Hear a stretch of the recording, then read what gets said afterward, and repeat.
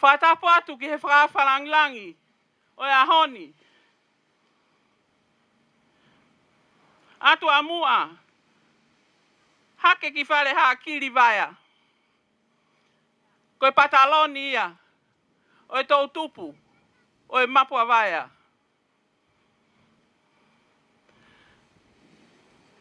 Whatapu ma ke heni. Ke eik pare mia o tonga. Honorable Samuela Aglis Pohiva. O atu e whakatapu.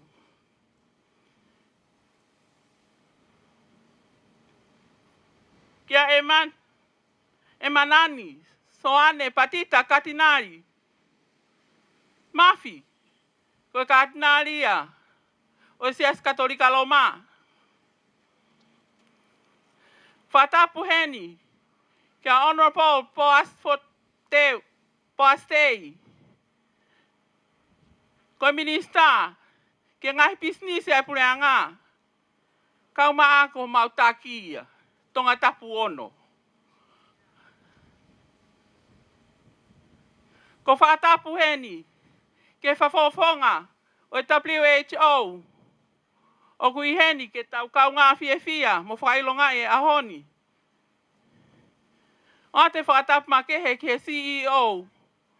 O e whamawa ngā ku nei heni. Neongo koe tahine pe ia me mapua vaya. Mele tupou. Vaitohi.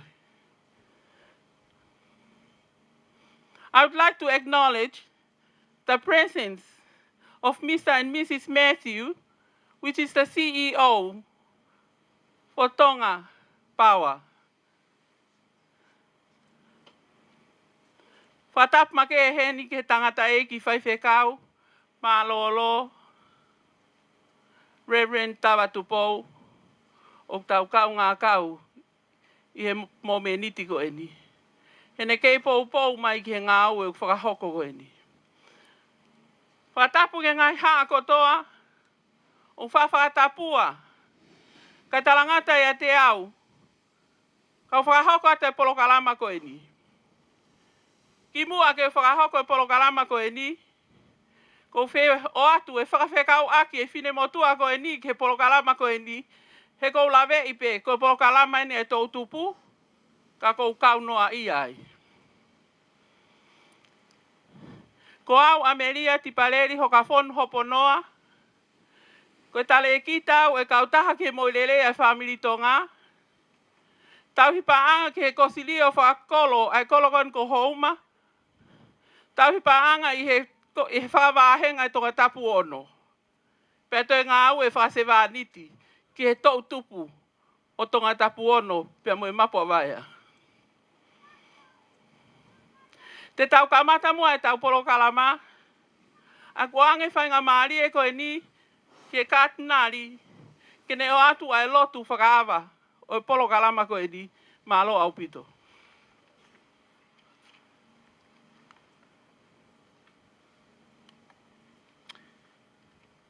Ke tau lotu. O tua mafi. Kua whongi ai, kawe inga ke whaia e whakatau wholofola ke hea whiona.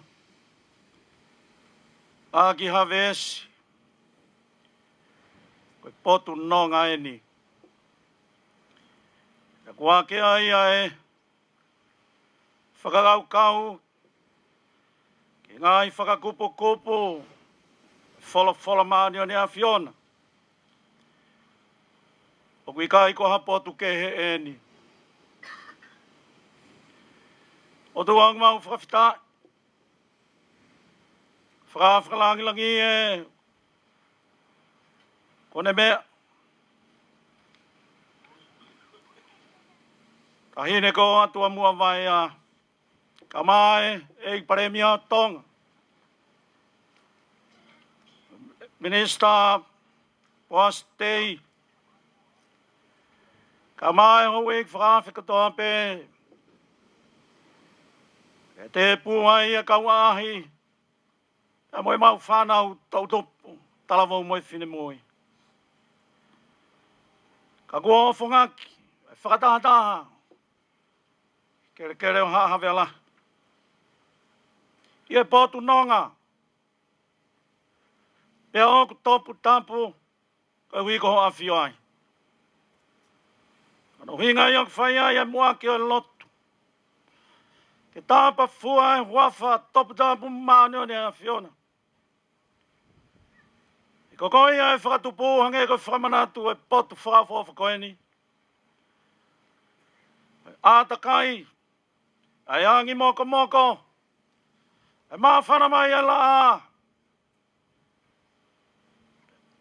A ki tua mai, ai nā tūla hau whakatupu. O whakalang maari e lele iai e whakalangi langi. Mea mai ai e ikpare mi a tonga. Ka mai ik minista. Wakau ngā au e onga pot ngā au e koe ni kua whawhola. Whikau kau aki. E kau taha ke moile nei ai whamiri tonga. Na pē whoki. I ngā hiwa ngā au e whikau kau aki. Koe hui pē koe mahu inga. Tala vau moi whine moi. Ko tala ki ai mamani ta mai. Ngai whanua whakatata, ngai pureanga. Ke tala ki ai ai aho. Koe no whakamau i ngai e tala vau mo e whine moi. Kau whakamā whana i ke mauloto. Mātua ngai no whakamau i ngai. Ke mea mai aho eki. Ke whakatata mai. Kau whawhe aho koe. Mau whawhetai atu ai. Whikau kau aki e lau maari e whakamahu i ngai e tala vau mo e whine moi. O whengau e ake whakatahai. E kau taha ke mo i le rei e whamiri tonga. E mo e pot ngau e tala vau. Whine moi. Mapua vaiha. Whawhetai atu kunau hanga o lalanga. E turi kaki ke whakatuoto whakamamani lahi o e aho koeni. He ilona lava ke wei ai ngahi kup whikau kau aku toa. Oi pureanga ka mai ki whanua koen ko tonga. Te ria e hako tupu. Ko talavau moi whine moi. Ai kai ngāta pehe whanuani ka ki mamani ko toa. E mau whanonga i ha mamani whiriuriu aki. Ia mamani e ku mau matatou wheiva ngai whakalakalaka whakawhawha. Tomu home a whake tangata mo whiwhine. Koe mamai ilo. Tupulaki ai e whakalakalanga. Ka taim tatau tamai o mau ho haape. E lava noa pe ho mau whakangatangata mo mau vai whakaetangata. Ke he mātu ai. Ai mo ui. E whakangaloki ai e tupuanga. No inga e whakawhitai a koe ni koe visone. E tupangi mei mua. Ngai pureanga whakatataha mamani. Hoko ai e aha tahau a kosi. Tak kotoa. Ko hai ai ki mau tolu i tonga. Ke kau he pue whakamahu inga. Visone koia. Mau whawhitai atu ai. E koe ne ki kau ngā ue. Whai e whakatutu ke whakatataha mai. Mea hene whakawhakalang langi. Kolo koeni. A mai ik pare mea. Ni koen ko lava mai. Ke pupu a puhi. Ke mau lotu pe. Mo hapai ata e kawenga koeni. Ke mau mamata pe. I whakawha ofa ho whau. E koe tumu ho whau tamai o tua. Tangata mo e whiwhine ngei ai a Fiona. E koe ngei ai a ke maloi. Ngei ai o whakatau mua ki ai a visone. Mo whakatoto. Whamahu i ngā e mau whanau. Hapai at ko toa pe ai aho koe. Mono ngai nau, mono ngai whakatoto, ngai polokalama. Mau whatawangi ta mai o toa. Lau maari e maa whanaho alo. Sisu na ke whikau i. Ai o kune a whio lilo he mau lotolotonga. Kene holo e mau visone mo e mau tau mua ngā ue. Ke mau whakamahu i ngā. Ai mau whanau ka koe koloa ko ta whia ia. Koe whak mai. Mau hanga tatanki. Tōko hana au tāla. Ka osia tō tangata ki mau toloni. Nau hokosi atu ai mo ui. I kei tāla langi a Fiona. Langa i ho pure anga i ho mau loto ngā whakakata mai ai lot. E mau hapai atu e ngāwe anga i pongpong i whakaofa koe ni ki a Fiona.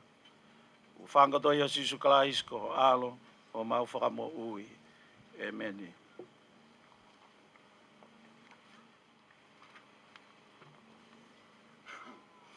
Whamalo atu. Hono whakahoko e lotu, whakaawa e polo kalama ko e ni. Kai he momeniti ko e ni, ko o ange e whainga maari e ko e ni, ia Daniela o whahulu, kene o atu e lea taritari. Ko Daniela ko e Palestini ia, o e kulup tau tupu, mapua vaea. Malo. Tapu mo o tua mawhio, kua whio hifo ki e tau te fuan. Tapu mo e whawhalangi. Tapu ki e ik Palestini, ik Paremia. Tapu ki e kau whaiwhekau mo hatak lotu. Whakatapu ati ki e kau tak tau tupu, mo e tau tupu o tonga tapu ono. Whakatapu ati ki e kau aahi, mo e ngahi kau ngā mea. O kou whawhetai ki e o tuatai haa mai, i ene whakahoko, hae tau amanaki. Nai whakotūtū, pia taraki e tangata. Ka kono whakahoko, ko whai a e mahmahi. I ene maa i mua whakakoloa, maa e tangata. Ko me ite ai ai fuwhaa ko tariko au me e esiko umkisia. He ot pupua e ot hou maa. Me hangai tuarik tonga. O kou kore whamore atu. Kai ata ai whakauhaani. Ke whakafofonga i atu. Ai tau tupu o e mapua vaea. Me e funga mohu e whaa. Mo e tau tupu o tonga tapu ono. Ai mauloto maa whana. Mo fia ke taitale rei ki mautolu. Ko toa pē. Pea mo e tau mua o e ahoni. Kia kere o hahawe ala. Kia whawhalangi. Ek Paremia o e whanua. Whawhetai ko e whakalao.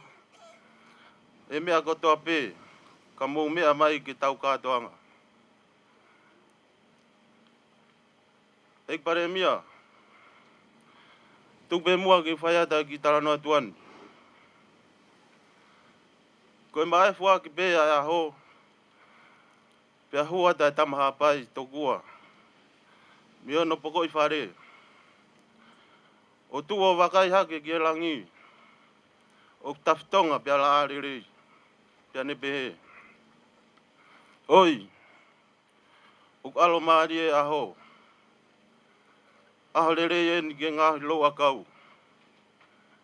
Pea ne wakai at ki e tahi. Ki e ot hakau o ki kai whasi hono pe au.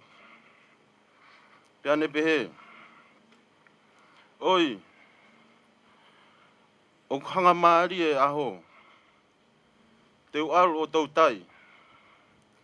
Mahalo pe ko hane fie kai hafu i pose. Pe ko hane pōpaka. Pe whahinga paka koe. Koe tāwhola. Koe ahoni. O taftonga ho mauloto. Mo mea ko toa pe. Ke tari ko au ko mau uhinga. Ko tau tupu. O lolo to ngā mai ka hau. O mau haka he langi kua tau.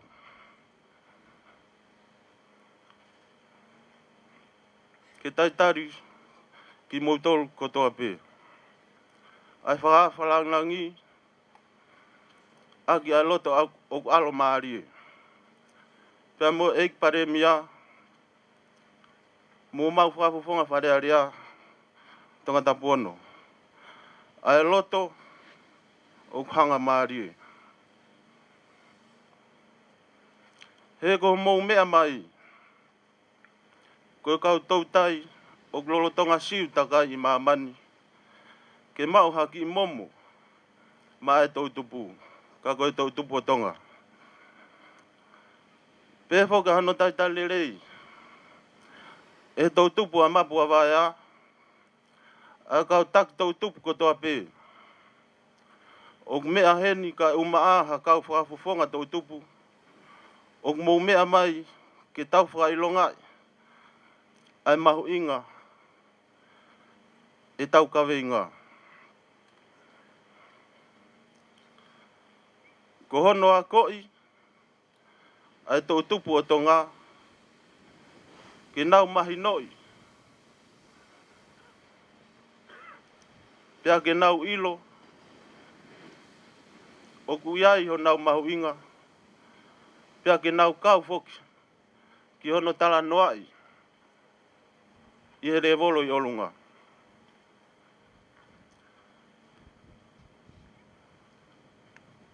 Eik pare mia. O kuiai ai palani. Pa moeto whotutu. Ai kosi rio. Pea moe hou eki o hou maa. Ki he tau tupu o hou mani. Pea ok peheni hono palani. Kua te ui. Ai tau tupu a hou maa. Ke nau mau ai mama fe unga. Ke nau ilo ho nau kita. Kai tonu ai nau alunga. Mo nau kahau. Eik pare mia. Oku lahi pea ngahi ka veinga. Me ngahi tau mua ai tau tupu o tongani. Ka koe make anga ai tau tupu a hou maa.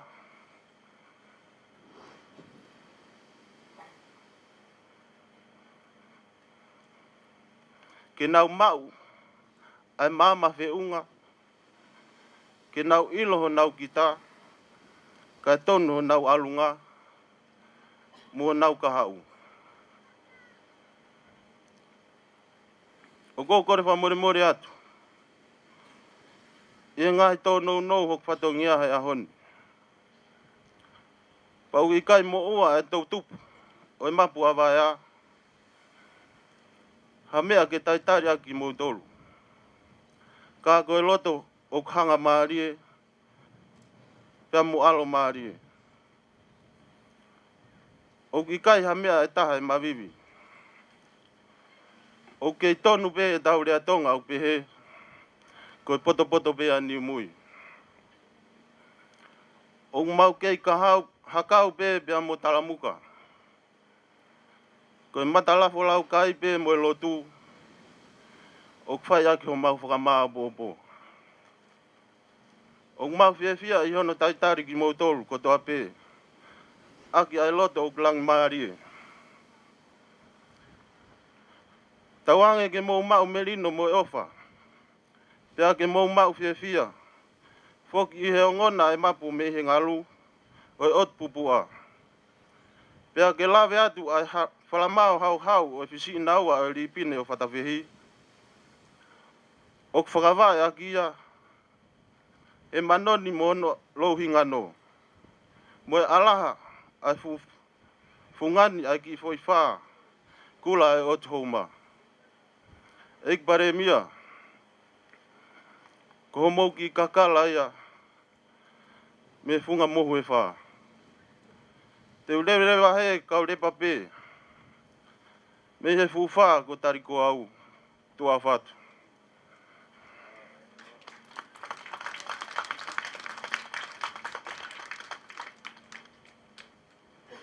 Whamalo atu. Tandia lau whahulu no whafofonga. Ai tau tupu. Tonga tapu ono kau mai. Mapo avaya. Kau te ate moha ki pui tua he. whahokosi e lea e whahoko he e take tō tupuni. Ne lawe o pehe ma kehe e polo kalama a honi. I o ma kehe. Fotu tu palani ngā aue e koloko e ni. Tau mua whika uluaki aki. A ngā aue ke tō tupu. Aki e mahino. Owa he pesete ni mangofulu. O koloko e ni ko tō tupu. Ko hae mea te mautu e tā utu ai o. Ka tai whaiha ngā aue. Ki he kahau e koloko e ni. Ka umaa a tonga tapu ono. O kuna umau pepe se tatau. Pea to e pehe ki he whonua ko e ni. Owa he pesete ni mangofulu. Ko tō tupu. Nau whakahoko ki he kātinari he pongpongin. Ai maho inga ke tau ngā aue whakataha. Kai ke lava pehe tonga tapu ono, pe ko tō tupu e mapua vai pe ko ha tō tupu.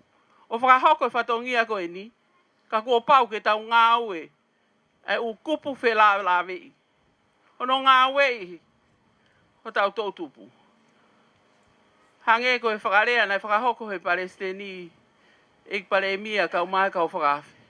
Koe ke tō e tuku harerei, ono whakahoko ngā aue ko e ni, neongo ko ngā aue u whaingata. Tāne nei. Ke Filipe ka kai o toa ke nau alu ke pureanga e langi. Mau inga upito loto toa ke whakahoko e whatongia. Pako e whakahoko ngā he ngā aue ko e ni, lama peo whakahoko tai paanga. Ka koe loto aki mo pou ke ngā aue e tau tupu ke oa te nauri e kina. Ake tau pou ak tau tolu, e fie veke ke whakahoko. E tau tupu hana ulunganga o lelei. O kā mahino he kaweinga whamaman lahi. Ke tala noa hanga tonu e tau tupu ke kautaki ka kuia e tui ia. Tonga tapu ono mo tau tupu. Wo pau ke uraki a ko i e tau tupu. Ke nau ilo i ki nau tolu. Ilo i kuia nau whatongia ke ki nau tolu. Ilo i kuia nau whatongia ke nau ngahi whamiri. Ilo i kuia nau whatongia ke siasi, pure anga, community, mo whonua whalukfua. Ka tonu e mo ui tau taha e tau tupu, whakaofo ofa, pia tau mau ha whonua ko tonga u merino mo fiefia. Whafiefia au pito, whakahoko talanoa au whakahoko te Palestini, e mo mea ki ai. Pako tui, ko ngai katoa ngā pehe ni fie mau ke talaki. Au kia hato nou, e lava peo ngā aue i o whakahoko ke lava. Ka mahu inga ke iai ha kakai toa. Kakai o loto toa. Ke nau tuu o whakahoko e whatongia. I mo me niti ko e ni, whawhalanglangi. Ka mai ka o whakafe ko toa. Fie whakari ari atu pehe mapo waea. Ai ki fine mui si ko e ni na ne mau e whika ua. O e whiri tau o lunga i he pou na whakahoko ki he wike hei lala. Pako e o atu peke whakaholo aki e tau polo kalama he aho ni. Malo au pito.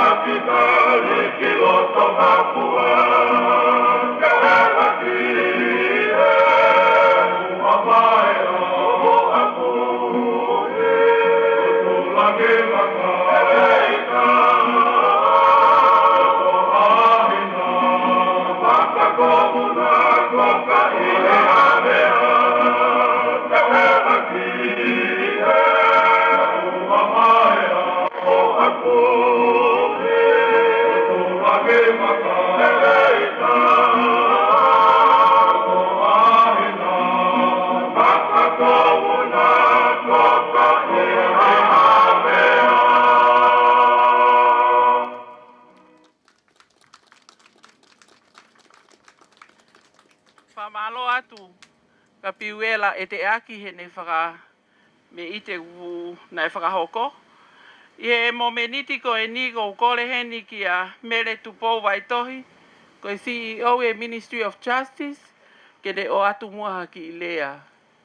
Ko mere tupo foki ko e tō taha pe ia i he koloni pa ko whiawhia au pito hono e ne kau mai ke poupou ki he ngā aue ko e no whakahoko. Malo au pito.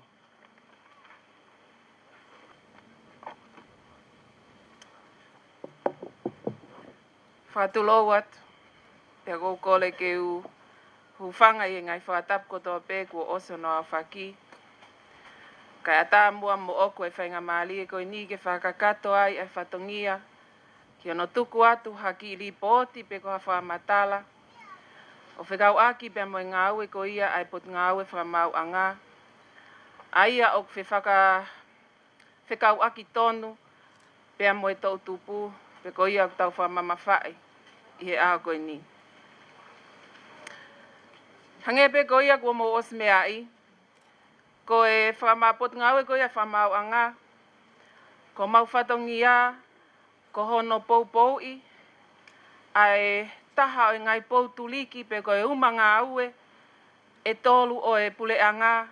Ai a ko e whamau anga. Pea i e pot ngawe tatau pe o ku lahi ai ngai whatongia. Oku o mai i he malumalu e pot ngāwe koe ni o kāwai a hono pou i mohono toko ni i a ngāwe e whamau anga tangi, whamau anga lahi, whamau anga polisi, whamau anga kele. Pea kau ki ai mo e komsoni ko ia whiriwhalea lea. Ikai ke ngata pe ai o ku mau whakahoko foki pea mohono whakapapau i, o ku talango fua ka kato, a ki nau tolu ko ia, o ku nau whee ahia, ai whamau anga ki ngai tutuni ko ia whamau anga, ai he mau ngai ngaue o ku wha iloa pe taka i he ka i he whanua ko e ngaue whakapei lifi, pe ko ki nau tolu e ne ku nau ato puke mai ai koloa, a ki nau tolu o ku i kei ke nau tali ai tutuni ko ia ke nau totongi hangai mo ua pa anga. E whamau anga. Kau ki ai pia mo e ngaue, ki hono malu i anga lelei, o ki nau tolu ko tutuni e whamau anga, e oangi ho nau whainga maalie, ia waha taimi, kai oua te nau toi hanga o whakahoko hahia, lolotonga e waha taimi ko ia. I taimi ta tau pia o mau toi whatongia aki hono whakahoko ko ia, ai ngahi mali, pea tauhi mo ngai le koti mau inga ko ia e whanua o kauai ai ngahi tohi wha elei, kauai ai ngahi tohi pekia, pea bege ngahi whamatala mau inga o whikau aki pea mo ui ai toko taha whakafoi tui e whanua kon kotonga. Pea toki hili whake at ki ai mo mau whatongia, ko e lango pea mo e pou, ke minista o e lao, aia i ene hoko koe me mipa o e kabineti, pea moe fale a lea ko ia o tonga.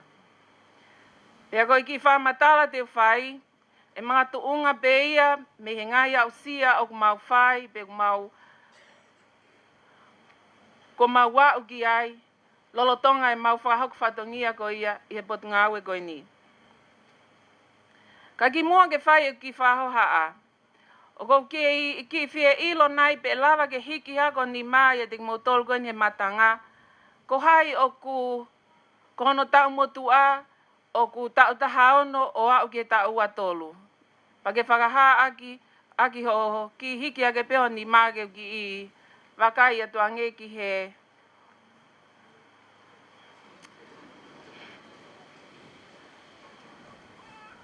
malo. Koe winga e ku whie ilo koe ni ho eki, pia moe tau tupu o e wahenga hono, tau tupu houma. He whatatau ki he whamatala whakauhinga lea ko ia a e kautaha whamamalahi a mamani ai au nau whamamawhai e aha koe ni o mou aho. Koe tau tupu, koe whalukunga kakai, ko nau tau motua, o i he wahaa o e tau motua me tau tahani mā ke tau ua whaa. Ai au ka pau ke tau tahaono o au ke tau atolu, o ku ke kau koe i he whakauhinga i lea koe ni ai kautaha whakatahataha ko ia a mamani o pehe koe youth pe koe tau tupu. I he tohi kakai whamui taha ko ia a mamani tongani i he wafe tahataha. Ni haa mai mi he lipoti ko ia koe pesete ni menima poini valu o i kakai ko ia o tongani o kunau i he wahaa ko ia o e tau motua me he pepe o au ki he tau atolu. I hono whakalea e taha, o kuosi o wahake i he vai ua o e kakai o tongani o kunau konga i ai o kunau tau tupu, pia o kunau whanau. I he tau nofo ko ia he whonuani. Pea ko e ka hau lelei mo e ka hau kovi, ma ai ku pesete ni menima poini valu koe ni, o kumau inga ia ki he whonua koe ni. I he langa whakalakalaka au whai whakaekonomika, whakasosiale, pia mo e langa whakalakalaka whapolitikale. Ko ia au whai ai tokanga makehe, ai puleanga, ai whonua, a mo ngai kautaha kehe i o tau whonuani kia ki mautolu. He ko mautolu ai ka hau o tonga. Kai tupe mua ki whainga maalieni ke o atu ai hangai pui pui tua. O whekau aki pia mo ngahi me aku mau au sia ko ia. Me he tawhaaki o mau ngau e ki ai he pot ngai whamau anga. Me he tau wafe mata tolu o au mai ki he ahoni. Ko mau whakatoka ngai ko ngahi hia kehe e uaono. Ko haa mai, ko hanga e he tou tupu kone a tonga nime lo ngai whanau o whakahoko o nā wawhea ngi ai whamau anga.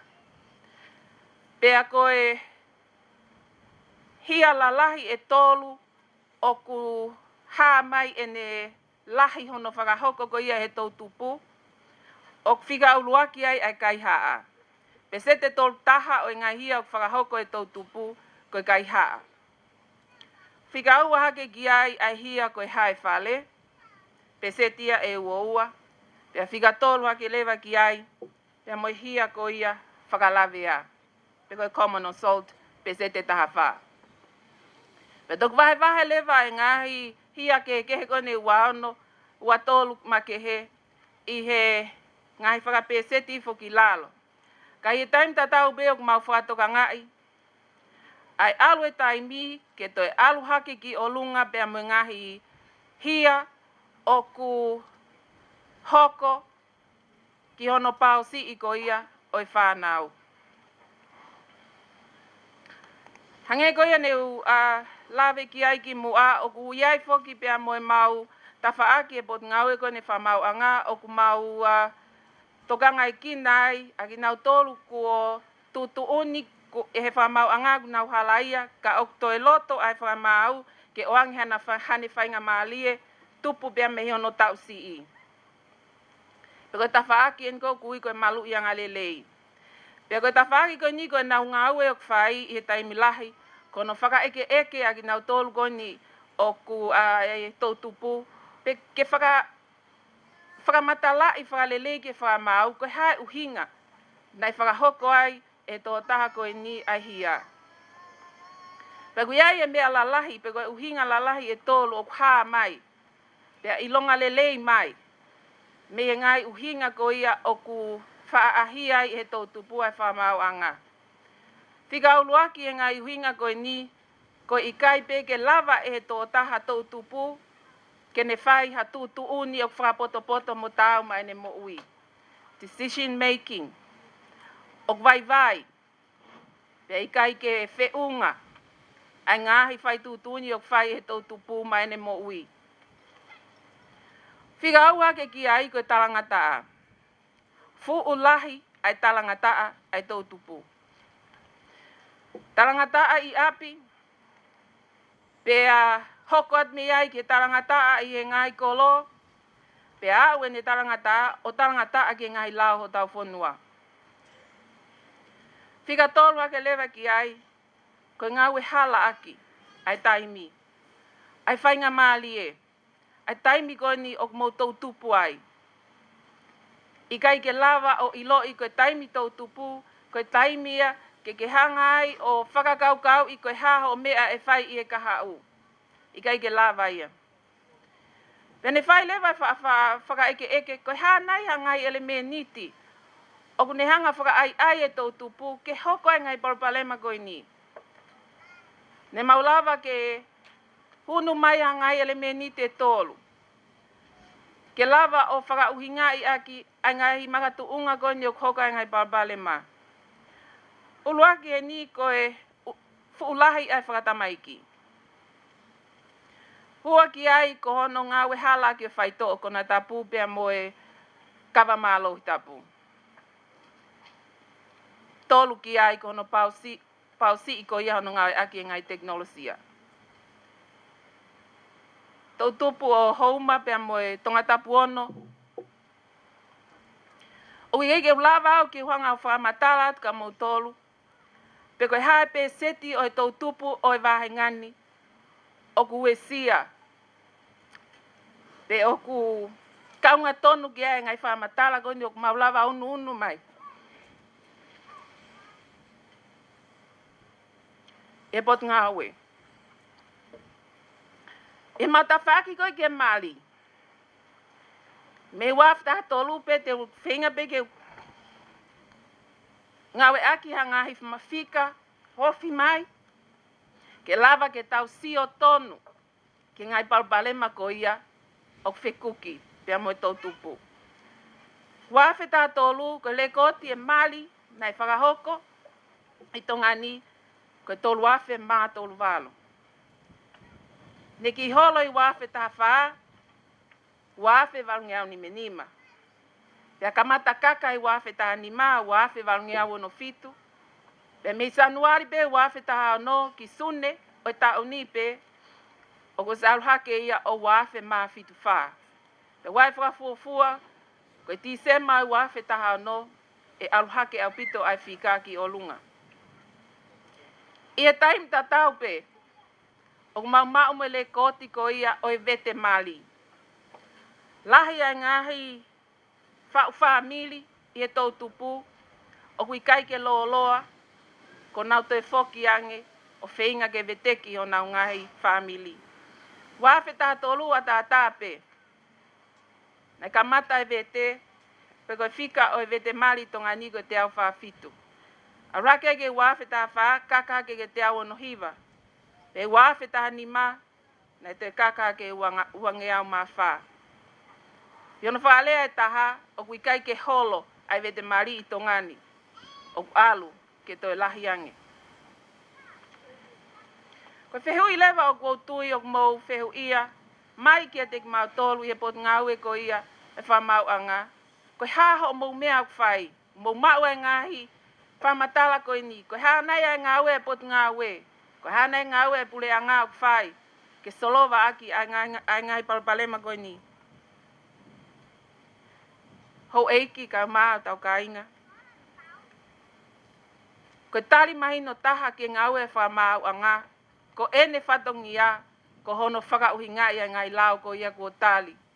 E whalea lea pa moena a whio. Koe ngā ue whika auruaki a e potu ngā ue koe ni. Ko hono pou i.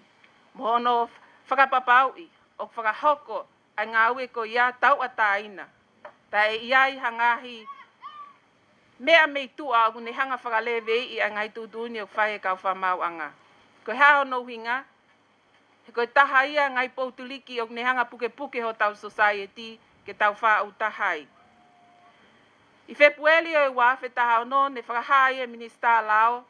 A ngai whakotūtu ko ia ai potu ngā ue. Ke whaiha tokanga makehe aki hano whakotū ha whainga sistemi. Ke toka ngā ia ai tau tupu pia mwelonga i whanau iki. Ko ia koe lahi alu ko ia e taimi mo e lahi ai ngahi tau tupu o kunau ahia e whamau anga.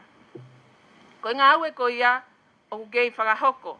Ai ai kamata ia me hono siofi ai ngahi lao ke whinga i ke nehanga o alu pia mo e taimi.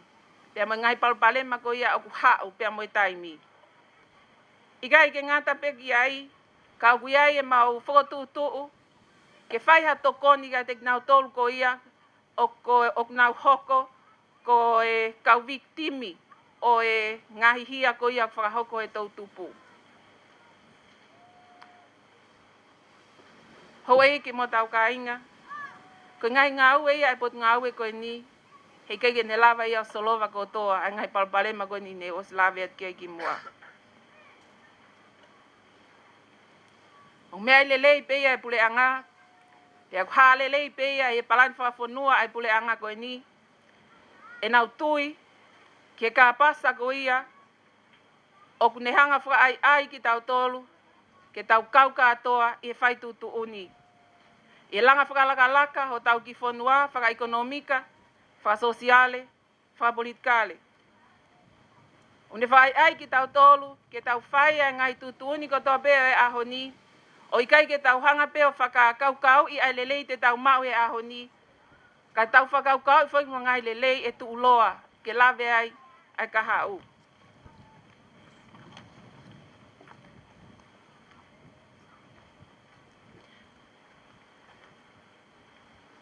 Ko tui koe whehu i o kuou loto ke hoko ko ha mea ke whai ki ai ha tata noa ai tō tupu. Koe ha ho visone maha o ka hau. O kou tui koe whehu i koe ha e tali te ke whai ki e whehu i koe ni e mga tuunga me iai.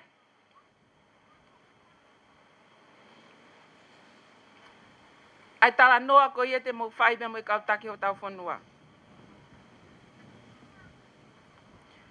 E maga tuunga e me ngau e whakataha. Ngau e whakataha e whamili, mo i kautaki o tau ngai whamili, mo i kautaki o tau ngai siasi, mo i kautaki o tau ngai kolo, kautaki o tau ngai vahenga, mo i taki o tau whanua, e malawai. Ke taua usia ai ka veinga ko ia ki hono ako ni kina ai tau tupu ke nau hanga mahinoi ho nau kita. Nau mahinoi ko hao nau whatongia te nau whai ke nau kau ai i hono langa whakalaka ko ia ho tau ki whanua. Lewe lewa i malanga tua o whatu.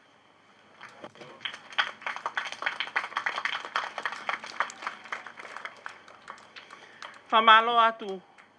Mele ai whakatala noa au ki whai. O ha he whakatala noa o whahoko e he CEO o Potungai Whamauanga. Ai toe lahi mo e lahi au pito ngā uwhi mau ki whakahoko. Maari e whakatala noa ki ngahi whika. Ko e taha ene ngā aue o ku whakahoko i he whahenga ko e ni tonga tapu ono ka umā e tau tupu e. Hunga mohu e wha. He ku ata rei mai ngahi whika he ngahi mea pe ko hoko. Ko whehu I mahu inga nai whakahoko he CEO ko e ni. Ko hae uhinga o hoko ai umea ko ia. O kai ke whai hatala noa ai ki ai ku whiuwhi ia. I e ngā aue ai tau tupu o kolo ko e ni. O whie mau e ke viviri ke eke pe koe hahono uhinga. Kai lava ke oange ha whakafuafua. Ki ngahi ngā aue koe no whakahoko he whamauanga. O wheinga e tau tupu ko e ni. Mo e kolo ko e ni whakalukfua. Ke tala noa I ngahi mea fufu I. Whakawhika. O e maari. Kai haa. Asirere ia. Koe whehu I. Koe hau pehe ai e tau tupu. Koe hae ngahi mea une hanga o teke tau tupu ke nau whakahoko ai e ngahi whatongia. I kai ke hohoa tatau mo e lao e whonua koe ni. Nau toi whakatala noa pea e uhinga koe ni ki he kardinari. Ke tau toi si o mua. Ke ngahi uhinga o ufi I o kai ke tau tala noa ki ai. Wako tui. Koe polo kalama to tonu en ke whakahoko ai e tala noa koe ni. Ko hinga e ko hake ai e ngāwe koe ni mo ngāwe mahu inga. He paupe ke tau tala noa whika ke nehanga o wei holo pe ko whee mea te tau whai. Mo whakatonu ki ai e ngahi ngāwe o tohi I he ngahi palani e ukolo. Whamalo atu mele. Ho omi e ngahi whika koe ni ke tau sio ki ai. Paune koe te hanga whakahaa mai. O pau ke whe ngāwe aki. A ngahi kupu ngāwe whikau aku mo tō tupu. Ko ia ko o ato e whamalo he lea mahu inga o kuke o mai he pongpong ini. Tau te whito ki he kolo ko ini. I he momeniti ko ini. Ko whakawhi ia e atua mua. Vaea ko e Patalonia e mapua vaea youth. Kene whakahoko mua ai mea. Whalangilangi o e ahoni. Malo au pito.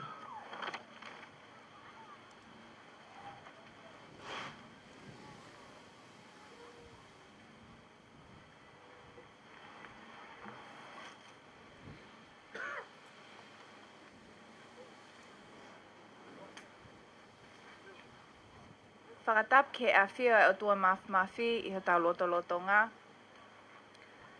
Whakatap ke hau o tonga King Tupo Wono.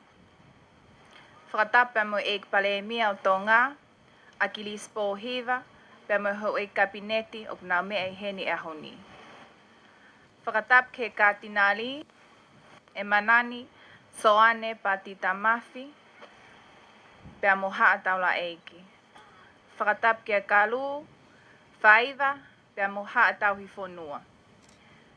Pia kua ukore ke whakamalu atu, I ngahi tala whakatap ko toa pe, kua os hono au whaki, kai ata mo oku ke whakahoko atu ai whatongiani. Ki mua pia whakahoko atu ai whatongiani, o kua uluaki tuku ai whakawhitai pia moe whakamalo ke o tua mafi, ko uhi ko tāpuaki, ko ne whoaki, ma ai kāinga a vaea, o tau inasi I he monu I he aho koeni. I he taha hiva, na e whelotoia ai ngahi whonua, whakatahataha a mamani, o nau tokanga e kina ai tau tupu, ke whakahoko ai aho tahaua a kosi, ko aho whakamanatua whakamamanlahia o tau tupu. I he lolotonga ni, ko tau tupu, ko toko lahi taha ia I mamani o kāwai a tongani foki. Ko ka veinga ahoni o pehe, ko hala whanonga ke wafe tomnoa. Ke whakangata ai masiva, pea ke a usia ai mau, ngawe aki moi whatu, pe fo ukoloa tuuloa. O mahu inga ke mahino I he tau tupu, e nau whatongia whakafo I tui, I he nau mo ui takitaha. Pea e malawa lewa ki tau ngā unu, ki he ngā ue, ki hono whakangata ai masiva, I ho mani, pea motonga foki. Hange ko himi o pehe, tamatonga tu o ngā ue, ko koloa ki whakamonu. O fu mahu inga au pito tau tupu, he ko ki tau tolu o ki ai a iwi mālohi, ke tau loto veke veke, pēr ke tau ngā wei, ho tau kolo, pēr mo tā kei kinai ai tuple kina, mo ekonomika i ngai ta whaakekehe. Ko ngā mahu i ngai ni e ta tio whaki atu ki ho tau kahau. Ka inga ka umai ngahi whamiri, ko ngahi ngāu e koe nei tau tupu e ikai ke nau malawa pe ia te ki nau tolu.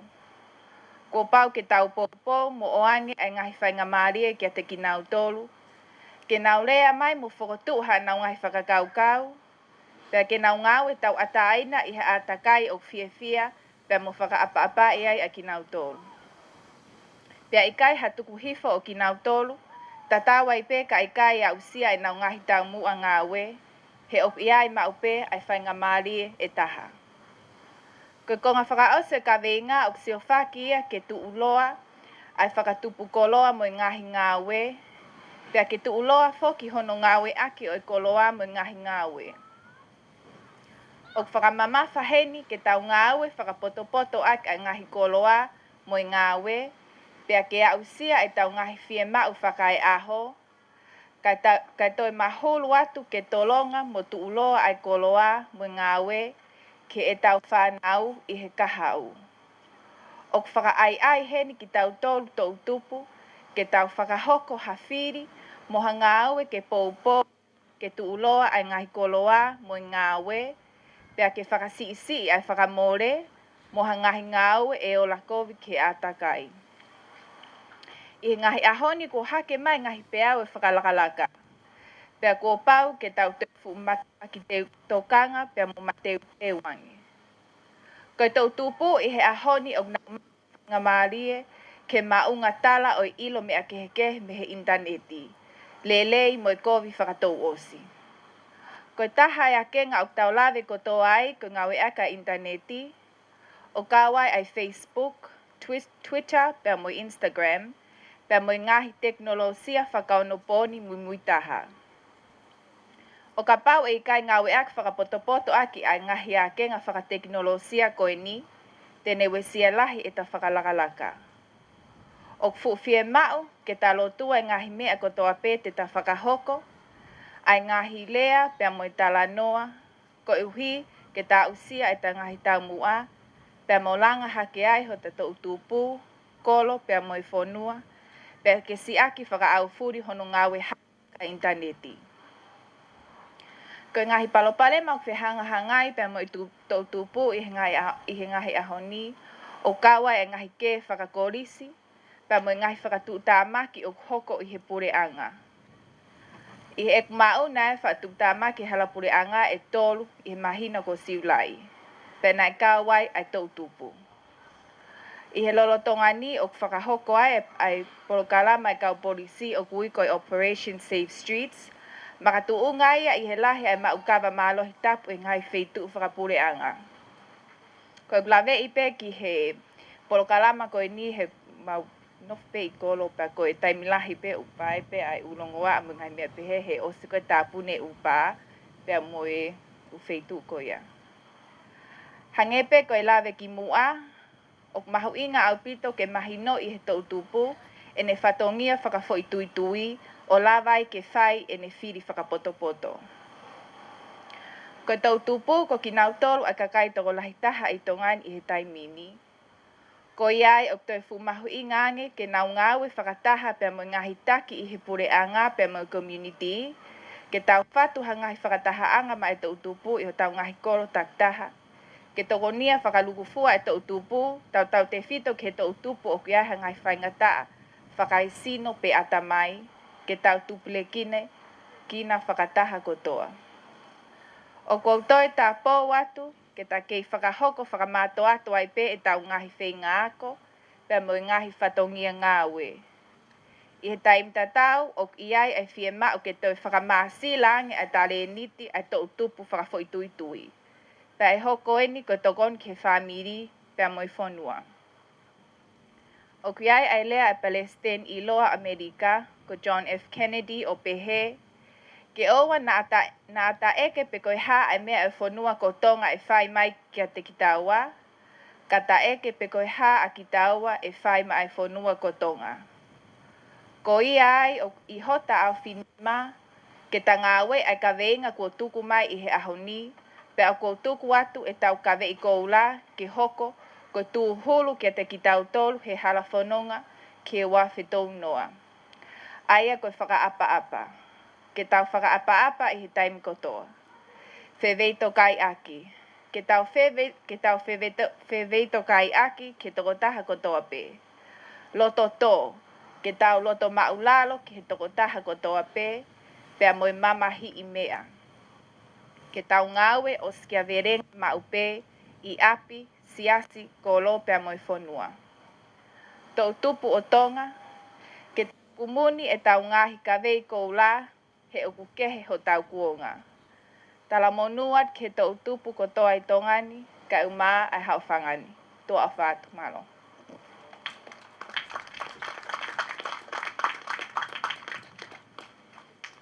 Whamalo atu i he whawharangirangi atua mua vaea ne whakahoko ai mea i he polokalama ko e ni.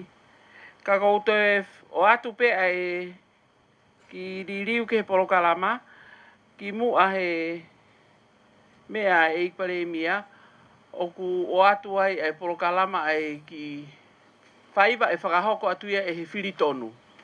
Pea tau toke hoko atu. Malo au pito.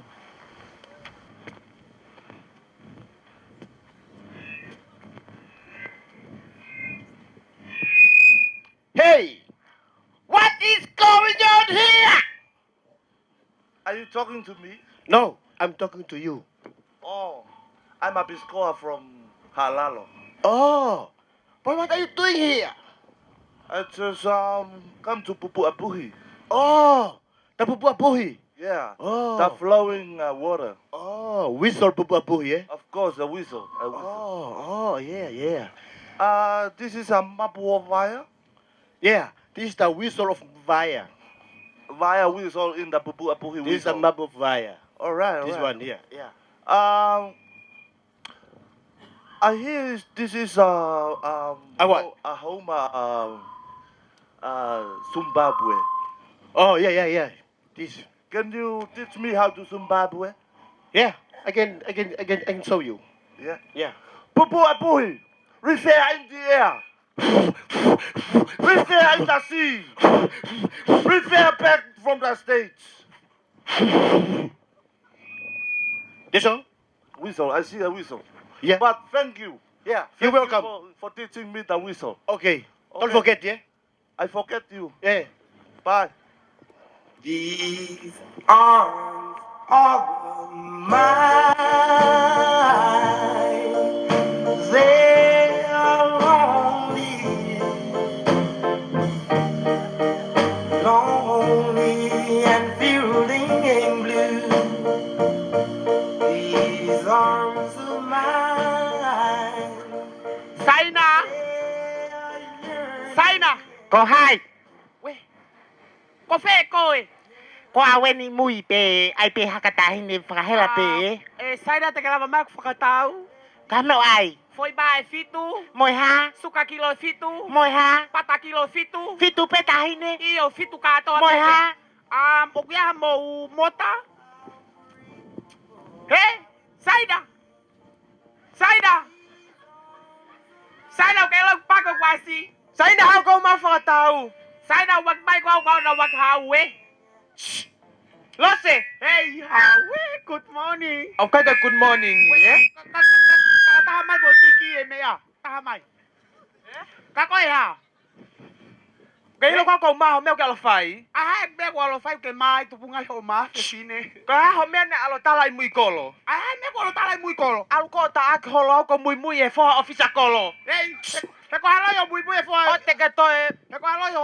Okay, ilo? He ofisa kolo e fo ofisa kolo. Hau.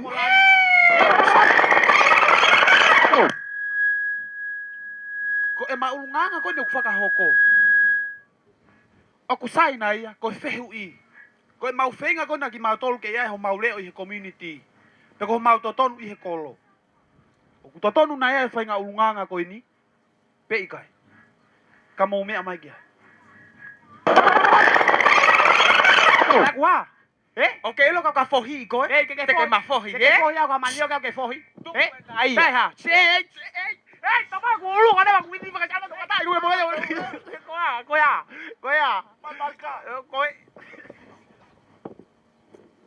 O mo ilo ka mo lunga ka ku fai. Ko lunga ka ko mo fai.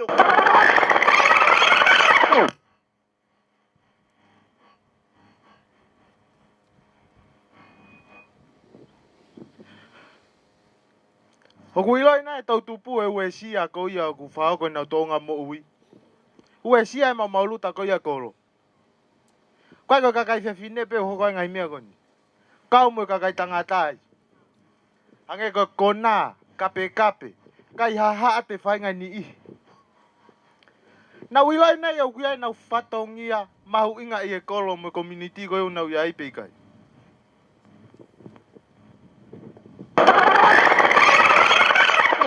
O mo ilo ka mo to nga ku fai.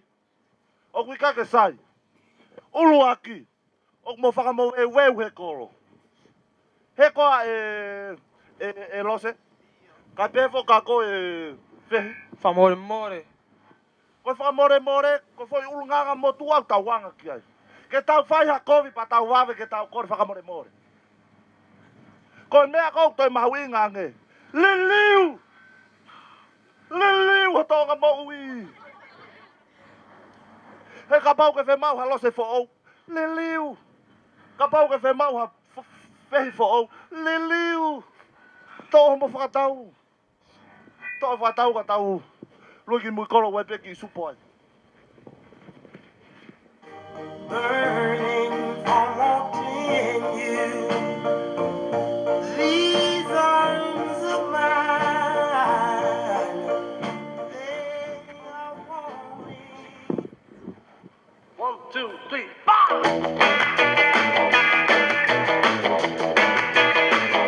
Well, she was just 17, and you know what I mean. And the way she looked was way beyond compare. So how could I dance? Hello, darling. Hey friend ke fe ha ke enta. Oh, kon go sai pe. Kon go fato pe online ni pe ko ho to ba kai pe ko si fe ha ke. Ko ia hange pe ko ni ko vare ho chat my long time no see friend. Enta. Ei, pe ha ko ha ba le ba be ko lo sha to ko na mo. Mo fe he mo tau fe no se to mo sia ina. Enta. Ko ia ko mau ko tau fe no si ko ha to kwa ki ano ha to kwa ki ko mi atangata.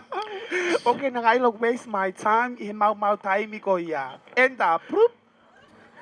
Ko ia o ke ilo. Ko ki kalas ko ia we una fa ka ke we kita hene ko ni. We kita hene ta kolosa. Me a ko kalas fa tu ko ven na ho tau fe tu. Ko ia Enta. ko ia ko fanga fungu tu mo fere fe mau ke tau fi home mani. A fanga fungu fa ere ko ia. Enta. Ko ia. He asi ko hawe me poloka utu lagi waka, hawe me poloka ko hau kinima, ko fa tu mo fere fa tu ko vi home mani. Enta. Ko ia ka tau te fito ke poloka tanke me poloka mata pa. Enta. Ko ia, ko kas fa tu ta maki. Ai ba ko ta to ho tu hala bu fa la ria. Enta. Ko fenga ke nga ta mai o di pu puhi ni he, ke puhi ia ke more fanga fungu tu lau ko ia. Enta.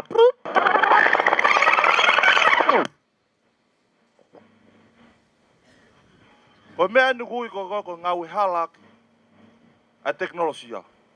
Whakahoko ai whetuku lau o ne whakatupunga e paraparema. Ko mea ni ne whakatupe mo weu i o tau society. Ko whehui, e lava nai, ko ha nai ha mea e lava i ke liriu e tonga mo uikoni.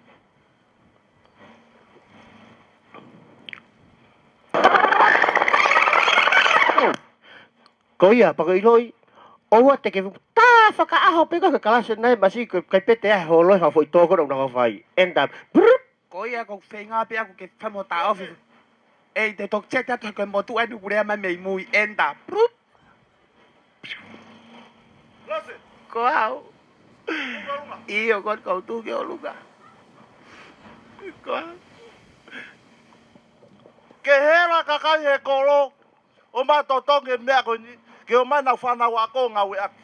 Tu hake koe moho tu lalanga, moho tu toi ngā tu o ha o lo me mea koe. Ai mea na kai ke anga. He? Toko spe ku rea ko he wikos.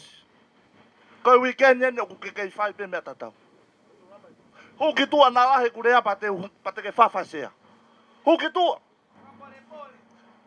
Fok mage. Tahat.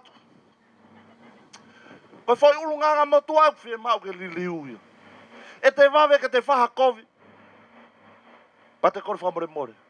Ko winga tau kapo ia grup frito nuka peheke. Kau taha moulele family tonga. A liliu. Fe mau ka tau liliu he ko lawi a tohi ka liliu. Hu he matapa liliu pe mo au na te taha e ko sia. See that before too long, I fall in love with her. She wouldn't dance with another.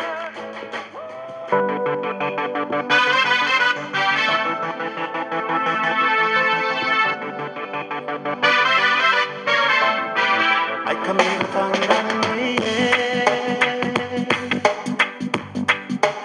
aki karawana no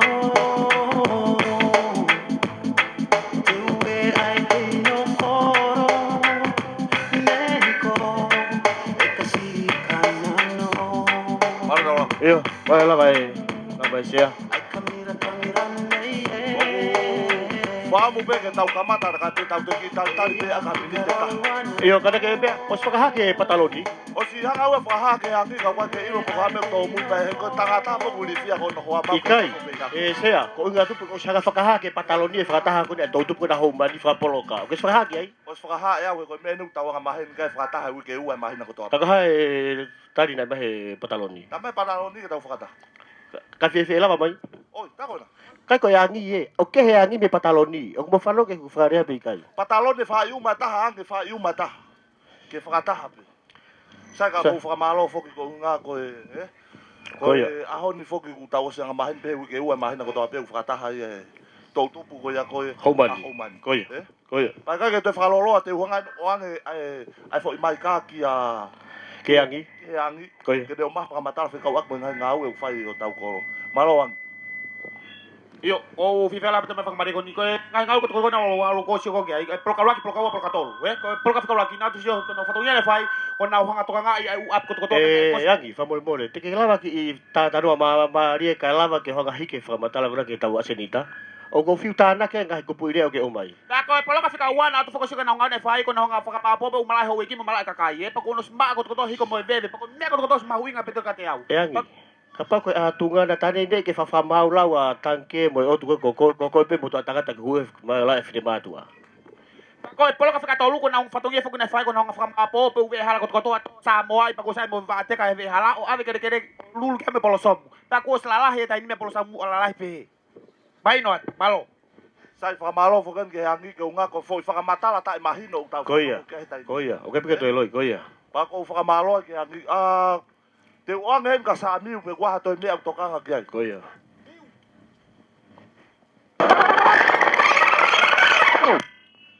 Mo wakai me ko ngau ko na tautupa homa. Ko na mo ni fa fofa pe. Ai na tokon ki community ke no tahi mo no whakama o na kolo. Ha ko fe hui. Kai fe ai tuunga mo ile rei ko tautupu a homa.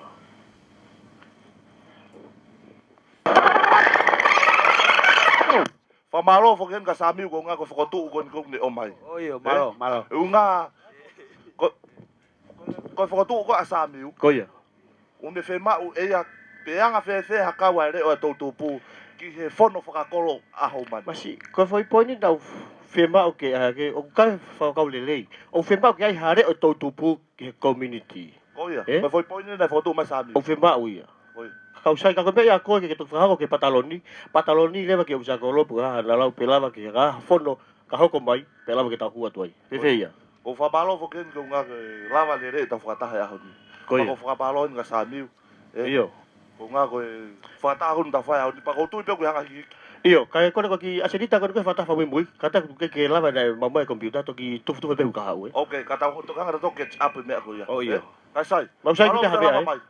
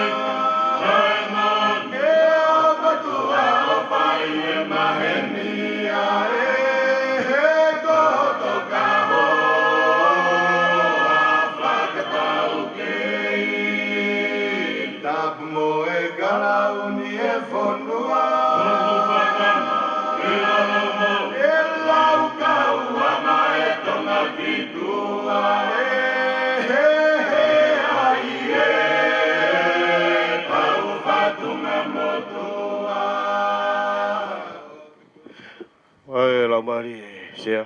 Alo. Ko ni ko mau whakataha.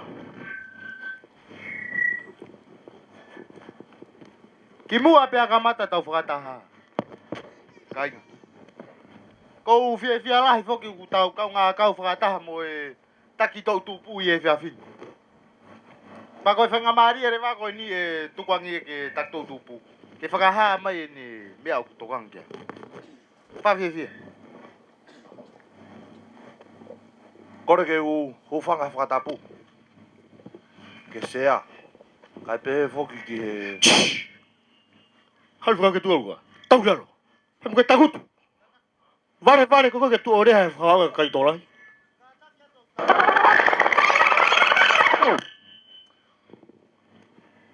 Koe ulunga ngai ni. O kui. Koe tuku lalo. Pe koe sio lalo. Ai re o tau tupu. Kia whakataha anga e community. Pe koe whono e whonua. Hange koe ana e toko so no whakahoko. Sea maro mou mātā peke ngau e tau tupu ku whai o tau koro.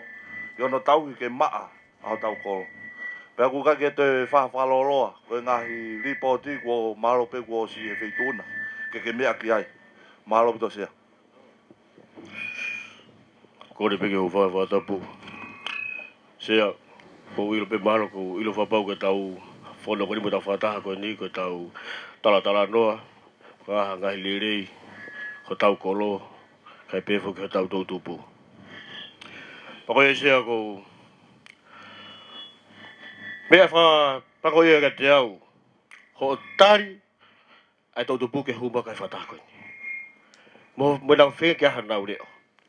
Hiri ko ia. Mui kolo. Matapa. Whai fuke lahu ko osi ai. Koe, o ki ua whiwhineng.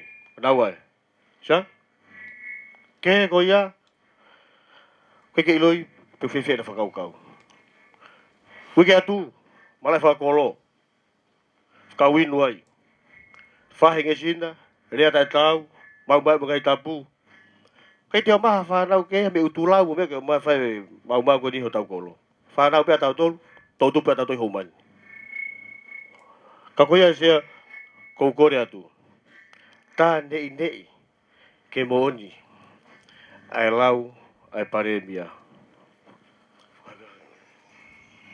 Ke tau foki ke peisiki. Ke tau foki pe ke pesiki, koia. Ke tau foki ke pesiki. Koe ngā ke ha? Ke tonu, mo tau, ai mo ui, whaka fo i tui tui, ai tau tupu. Pea ka pau e tonu, hau ke lau, uri ngā holo e wholai waka. Pea te nau ilo waha nau whatongia, ki he kolo, whamiri, siasi, pea pe whake puri anga.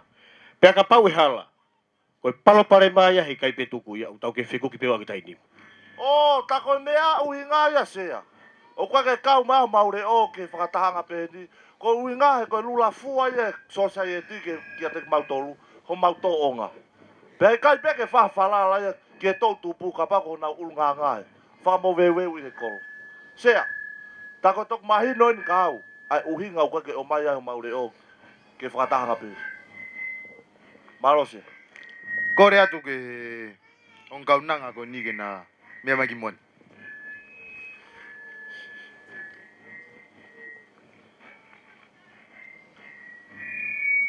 O kumo whakakau kau ko a. Ke ulunganga ko ia umu whakako i kolo. He. Ue si ai mau mauluta ko ia no.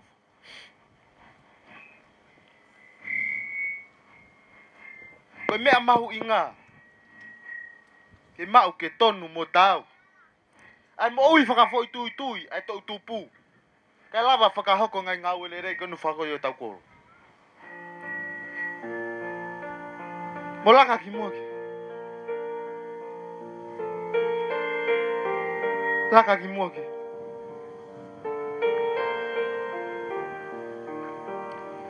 Tō e tahataha atu.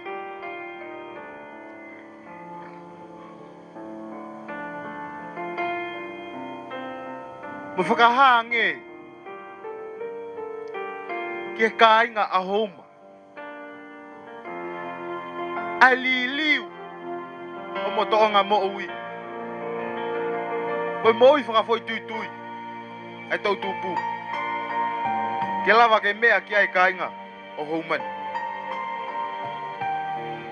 I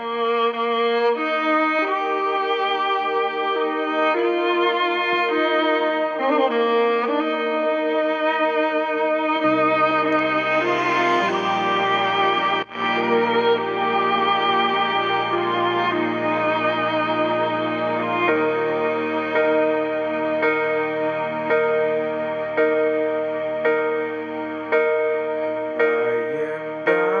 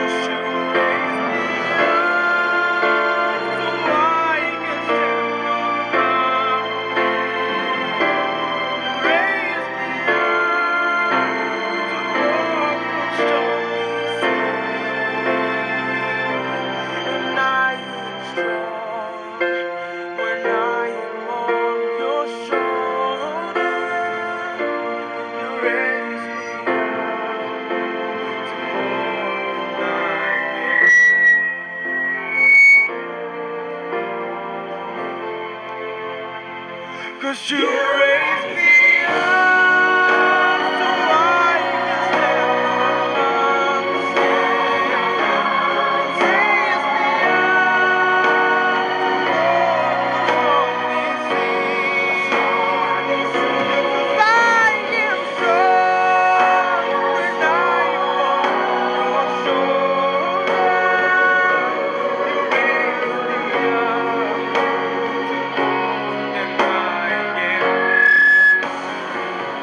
You raised me up so I can stand on my feet. Raised me up to walk the stormy seas. I am strong when I'm on your shoulder. You raised me up to more than I am.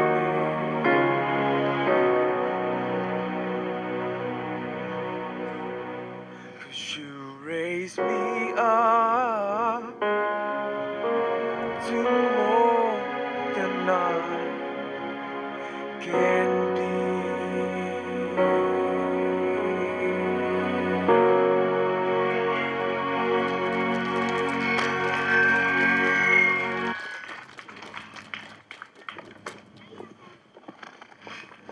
Whamalo atu ke kurupiri tonu.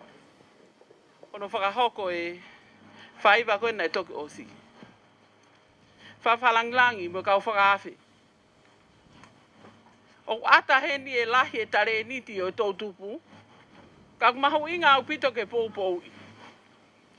Ko taha ne kulupu o ngawe ake he kautaha ke moilele e whamiri tonga. Ke nau malanga ai. Ke ngahi mea ke he kehe hoko whonuani. Pea kulawa he whonga ke he kehe. Ai ngā au e whakahoko he kautaha ke moilele e whamiri tonga. O ngawe ake e kulupu turama ko e ni. He kumanako au pito ai tō tupu. I he whanongo ki he musika. Mua ngahi whaiva peheni. Lahi e ngahi whonga o ngāwe ake e kautaha ke moilele e whamiri tonga. Ke whawhetau laki e ngā au e whakahoko. E ngā au e angani. Pea mo kakai e whonua he le volo kehe kehe. Ko ia ku... Ko tui he... I whaiva koe na atu he whiritonu. Ko e taha pe ia ngā au e. Ai whiritonu ki he tautupu. Ka kulahi au pito e ngahi ngā au e au whakahoko mai. I kai ke ngā tape ngā au e whakapatonu ai kulupu koe ni ke tautupu. Ka kulawa ke ngā au e ke ta whaakeheke. O ngā au e ake he pure a ngā e kulupu koe ni ke nau whakahoko e ngahi whatongi au whie mau ke au. Ki he kakai o I kai ke au ki ai tala noa piheni. Koe makehe o kulupu koe ni. He kuna wau nau tolu ke kakai o koe ke wha au ki ai whekau. O mo ui o au o na wau atu ki muri. Ki he kakai tonga o kunofo I muri. Whaamu ai kulupu whiritonu. Ke whakahoko e whatongia pa whakahoko e tonu. Kau popo whewheka ki ai kau taha ke moilere e whamiri tonga. Kau maa e pot ngā e mo ui. Pea kui heni ai pea mo e tō taha whafofonga. Me UNFPA. O ku kau ia e he popo ki he ngāwe e whiritonu. Hono talaki koe ni e palani whamamani lahi. Pea koe Sustainable Development Goals. O whakahoko ia he kulupu koe ni. Koe ngā aue kak mātua koe ni. Ui kai hapare tua. Koe ngā aue koe ni ngā aue pe. Pea kunau malanga ki hataha pe. Tatau e pepe koe ki ahasi te nau kauki ai. Ka kunau malanga mo tala noa. Hanga tonu ki ngahi whatongia mo ngahi ngā aue kehe kehe. O whai ke e mau ke tokoni. Ko ia ko ki pui tua pe o atu me he ki kulupu koe ni o ngā aue aki he kautaha. Ke moilele e whamiri tonga, pau nau he malu o kautahani. I he momeniti koe ni, ko oange whanga maari e koe ni ke eik pale e mi au tonga. Ona po Samuela please po hiva. Ke ne whakahoko atu hane mea i e kato angani. Malo au pito. Ko kole ke u whamalu at pe mua i he tala whakatapka kato kua whaki. Ka tā ke whaieta whakahoa. Ko kore whamore atu na ai pepa na e teu ke u whai ai tokoni atu ka te motolu. Pea ko whanongo i henga helea koen ko o si. Me koe katoa mea koen ai tohi i he lai pepa ke urea aki. Ko pese te hiwa noa ko si o mai pe i henga hi. Lea koen ko tau whanongo ki ai. Koe ko peke tuku e pepa kau tātawa noa pe mua whainga mea ko whakau na aonga ki osiangi whoki mehe ni o ku iai ha mea mahu inga e ala tokoni atu ka te motolo. E tau topu o ko whakautu atu i muani ko e paremia au e whanua. Ka ko whakamu ke wata pui tua kia te motolu ka ko tui pe aonga. Ke hala na kufou mai ai me he kuhiri o a umai ki he tuunga koini. Nai more e ku whine e ki hong tau e ku tangata e ki hong tau nima. Mo whafofuang i mo tolo koe na ku kei mo ui o mo tangata eiki, mo whine eiki, mo whae. Ka pau e more o whine eiki o kei tau nima, pe tau wha, pe tau whito hong fulu, o kue e mea lahi ku more. More mea te koe. Koe tupu anga whaka ofa nā tupu ai, he nā tupu i motu. E ki kolo si ko whakakai. Nei kai ki fumahu inga, ki he atakai pe koe ni i hoku family ofi taha, ai mahu inga o ia ko. I hoku tau tātolu, osi hoku tātolu, toi malo lomo whine iki. Te au nofo re vai, kai ke haku whae, pe ko hau tamai, ke inasi mea te naua, ai ngahi mea au totonu, ke inasi mea iai ai tamasi ko toko toa pe, puko tahaini ko toko toa pe. Pe mo whakau taange ki he whaingataa, nā ku wheo, whepaki moia, whekuki moia, i taimi kone u kei ware, u kei si. Taimi kone koe ke fuloko mahu inga ya ko i he motu. Mahu inga peka na kai ki ahafu mahu inga whe. Ko si o peke alu ai waka awe tamai ki ako koe mai ki tongani. I he fotu ai ako, pa to si o ke ne au. Whetuku ange nā tolu me he wakala me tongani ki hapai ki motu, i taimi koe na tutuku ai ngai korisi. Pea u nofo whakakau mo whakaamu, pehange mai ki ia aho te uheka he waka o alu ki tonga o huu ka korisi. Pea toi whoki mai i tutuku i tise maa. He kate o lawe ke he ngahi whaingataa na whekuki moia i fwoi maha taimi koe ia. Nā kai whoke o lawa he siwi ki a tere, koe tala noa koe niko whātou whai peka ko lot peke ki whai mau pe. Pena kai ke o lawa he siwi ki high school, pena kai peke o lawa he siwi koe ni ke ngai korisi. Ai koe siwi koe ke ngai korisi e siasi nau. I hau tau taha tō, tau taha ua toi tō pe. Pea, whakotua ki korisi ako loto i hapai, i tau tahiwa nime nima. Pea kai ke toko lahe korisi pa nau whakau koe se siki taha ki siwi huu ma ke toi tāna ke maha toko nima. Ke whakalahi aki. Pea ko foi sivi hono ua ko sivi na toki lava mai ai toko nima ko ia.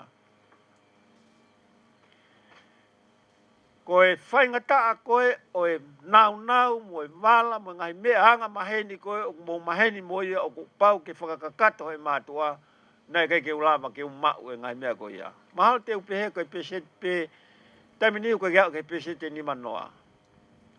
Ai ngai fie mau o fie mau ke lava o fiau e hongo mātua ko hui ke ngai. Pea hu mai ke kolisi. Toi whakau tu utuangi ai whaingata. Ko tā noa koe ni ke mo whanongo le rei whanau. Pea ulawa mai ki toloa hau ki ai. Kai mga nau i toloa ai.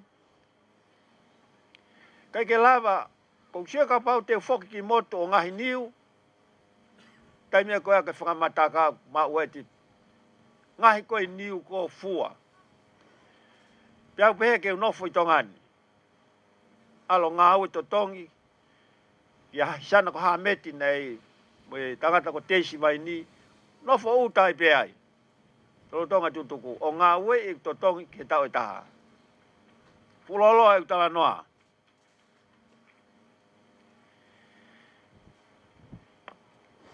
Hikini mako ke tau tātolu. Tau tāua.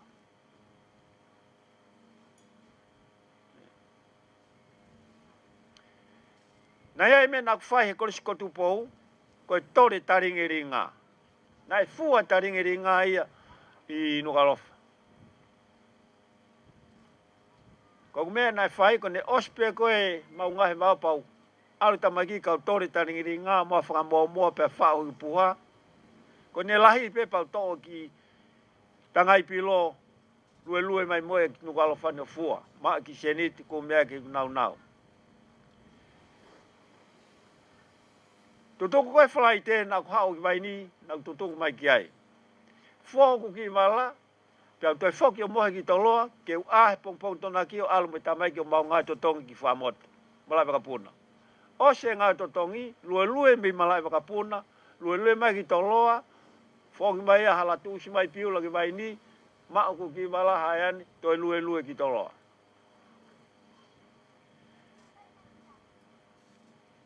Whanau. O kai ki ha mea e taha, e ta ofi ma tingi moutolu, ke mou wau sia. E ta tau ai pepe ngmore honga mātua, koe whainga maari o ku ke iai maupe.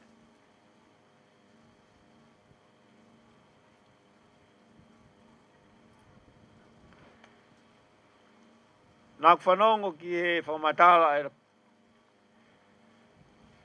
ai whakawhakalangi ki he teknolosia aho ni, ke whangi mea kou lomlomi. E kusia hifo koe ke statistika o ya kou mo sivi, la kange sivi koe aniwa fo o mo niwa topu tapu. I he level o koe ne form 5. Pea whakau pea hai uhinga ke amaris le rei ang ia niwa topu tapu mo niwa fo o i tonga. Kana kuinia top tapu ke tau kosi. Ko sio ke foi atakai koe ki motu fu si. Kai ke lahi fe me alere. Pea koe ngau ke koe telefoni nai kai ke taha api koe nau telefoni. Ko whakau kau rewa, ta koe uhinga ia koe ulaka ngea niwa moongo niwa. Neongo pe fe fai ako mono atakai mo nau ako. Kana si yangi ai ki atakai. O malava tamasi ako mo tani ako ke whakamoreke ko ngalahi no taimi ke tokanga ki ene ako. I tongani, hange ko lea na tau whanongi ai. Ko teknolosia aho ni kau tai whanau o mo whanongo mai gen. He ilo pe wafu whakau loloto ki ai kau take whonuani, pia pehe ke ngā siasi, pia pehe ke mātua. Koe taimi pe ko ke o ta telefoni ko ki tamasi. Ke fai te rihai. Ko hanga ia whakawhaalahi ange ano atakai. Koe atakai e tau whanau e ahoni o ki kai ko api. Pia monuka lofa. O ku whai ate atakai o tuku mai a Amerika whai atu. Fun lahi hono atakai ona. To oho tau ata mai me tau whakakaukau koe atakai koe tau whanau e ahoni ko tau ki whamiri pe mo houma. Monuka lofa pe ngata ai. Ikai. Koe atakai ahoni o whakalaka atu ia I houma, whakalaka atu nuka lofa, whai atu fisi, tuku mai mo fisi, alo atu I whewhua. Pea mo whakautangi. Ki he loloto, mo e whaingata, o e atakai koe tau whanau e ahoni.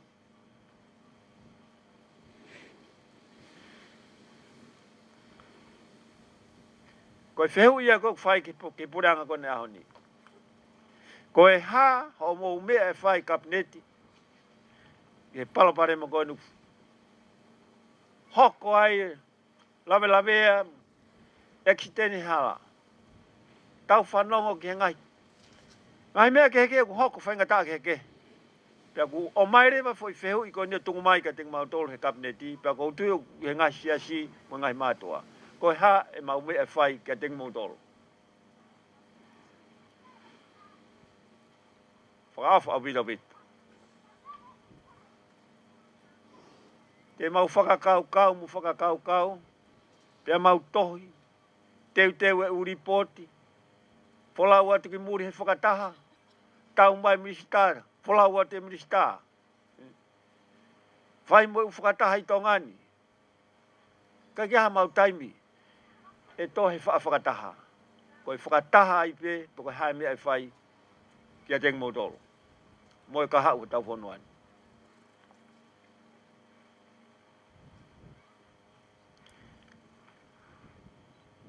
O mau whaingata ia, whanau ia mautolo.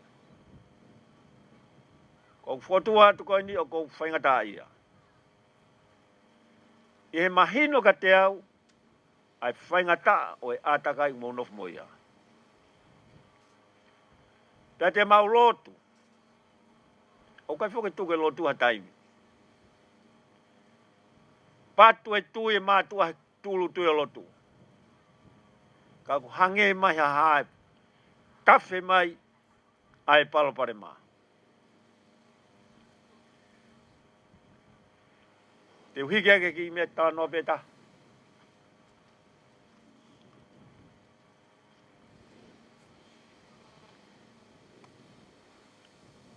O kui ai vese toi tapu o pehe, e mau e maa he kakawa. Ko whakampeke te whakamatala I ke uhinga maari, ko tui tau whanongo peon tautou malanga I, kau kai peke uhinga maari e ka te tau tolu.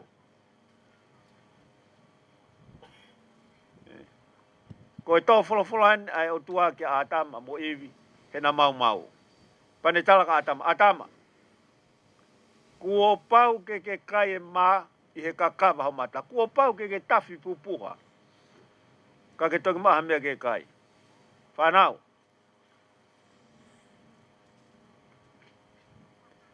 Ko e polisi whakaekonomi kai na talaki he o tua ngō e jeni. O ku kei tuua o ke ahoni. Te mau whao e mau tole kau take pure ngai polisi whakaekonomi ka. Tohi mea koe. Pea whakotutu una au ripoti.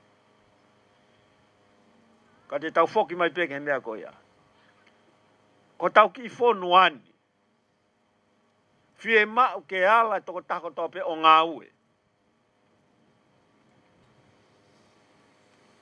Ka pau he ke mo ngā ue, tau tupu. E o mai ka kai me ngai whunua ke ko tau ka inga, o nofo I tongani, o ngā ue. Tafi e pupuha, ahe pongpongi. Ahe o no toki mohe hongo fulpo ke taha ua pouri. Mo ilo pe me ka kai kono kou tala noatu ke ai. O kunau ngā ue, aho ke aho kai te sio kita ka nau tolu tai wham ngā ue. Ka koe haka e tau mea whai e tau tolu he tau ngai mātua. Ko ki nau tolu e te nau mau ngai tāpua ke whanua koe ni. Mo ngai monu ia. Koe hano uhinga, he ku nau ngā ue. Nau o whakaanga e kere kere. A pau mo whakatoka ngai tau ngai mātua kono whaikawa toki tuku he. Tolu. Kasi kapa nau toka maa mohe. Ka pau toka laha ka kai pehe. Mo tala mai ange koe ha mea hoko ke whanua koe ni. Kok whehu ia te ka mautolo. Mo whakakau iha society o ku lahi e ka kai toko lahi o kai ki nau whai na toha ngā ue. Taka miri holo pei koro, kore ai. Pea whai kawa, ka lapu, tā mea. Toki tuku ke he whā, mo nima hengi. Koe ka kai ia, o ku mo osi lore rei pe whanau. O ku nau ngā ue. Lahi anga nau taime o whakamoreki. Koe mea te tau iku ki ai whanau, whanua koe ni. Koe taime te mo wa e tolu ngo fulu koe ha mo whanau ke ako. Kua to'o atu e ngahi monu ia ma ngahi tapua ki koe na e uhinga ke mo inasi e ka u awe he ka kai koe ai kong nau tapu pua na tala. Na tala koe ka atama. O kou whakaamu ke mo whanonga le rei ke mea koe ni. Ko mo kaha u a mo tolu koe na mo keiki koe na. O ku whakailonga whehui. Koe uhinga ne whakailonga whehui he koe kai ke mau lava e mau tolu koe ni. Mo ngahi mātua ke whatu. Pea iaha visone sio loa ke kaha u. Ko uhi koe ke mau tolu.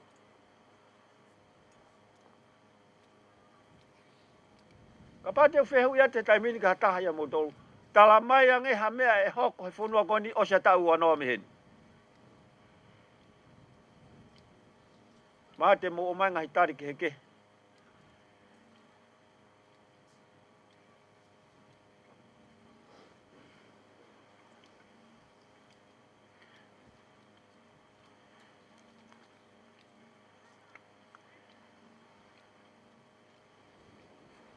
O koe, a mena kore ke kau whai ako, ke tohu iho nau ngahi apiako.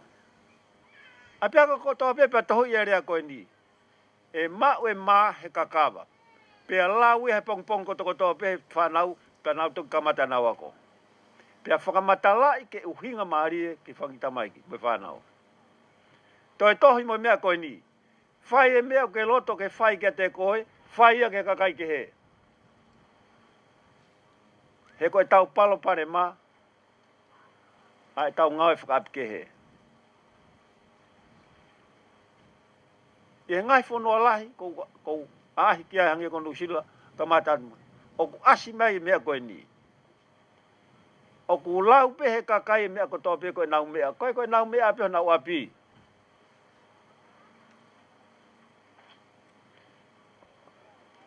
Whie mao mea ko ia ke mahino ka teki tau tolu. Koe hala pure a ngā ko hala. Koe ngahi mea ka tōku tu inu ka alofa pe upefe veitu ko o mea. Kua pau ke lau e mea koe a ko o mea. Ka pai ka te lau e mea ka ko o mea. E iai palo parema hoko tau whonuani.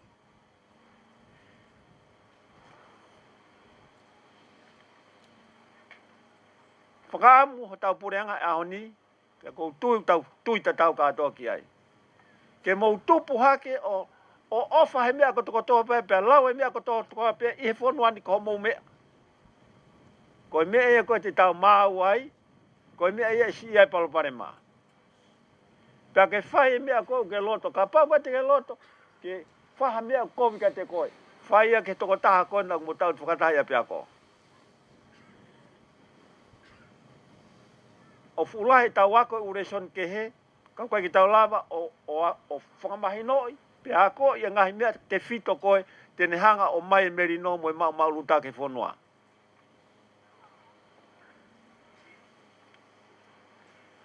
Te o ate ki tā noa whakaosi koe ni, ka tak peka pau loa loa.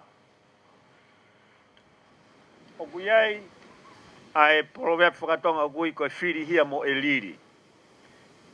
Koe proverb eni na o mai na hau me kau uakai e liri. E gini wako ke ilo i whingoto kon ko e liri. Mo sio ke whase anga peau. Ko me o whase peau ku ave e liri a tuku ai puka hamene ave a tuku ai. Pe koe atu koe ka uakai e liri o tuku ko sio. He koe e liri o koe ke o nofo e whase anga peau. Nā tu ko tu o sio ke whasi panau pehe. Mau e liri mo e loka. Kono uhinga. Ke whaingata ke o mau mai fo e liri hu loka. Whasi peau, whaingata.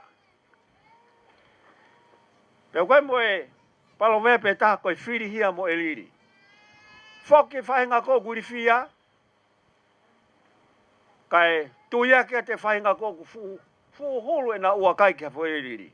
Nau pe tuku ake nau o miri sino mo e peau. Tau whangatua mo e peau ke he peke mau hafo e liri. Pea koe uhinga ia palo wepe koe koe whiri hia mo e liri. Koe o whangatua mo e peau me aka ke he peke mau. Whanau, koe me ele rei ko toko toa pe, o avio fufu i he mea whaingata. Koe poto, a tau whekumi kei, avio fufu i he mea. Tai mene ku ave mea koe atu kei prisone. Ke tau o kumi ki ai.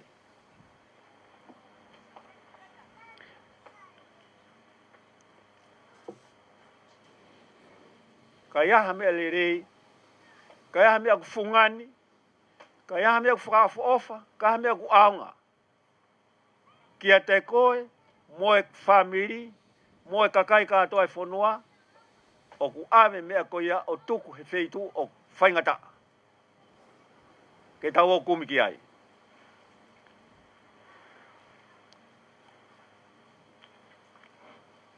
Ko hui ko kiat ka teng mo tolo ko o ko ngoi o ko.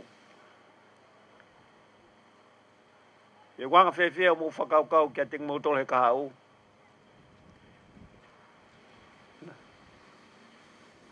Ko whahimi ko ni ko himi o ku wha mahalo ko anga peke he mātua. Mo e kakai unau ki mato tu angi. Ka ko loto peke o hanga vai ka mo tolo.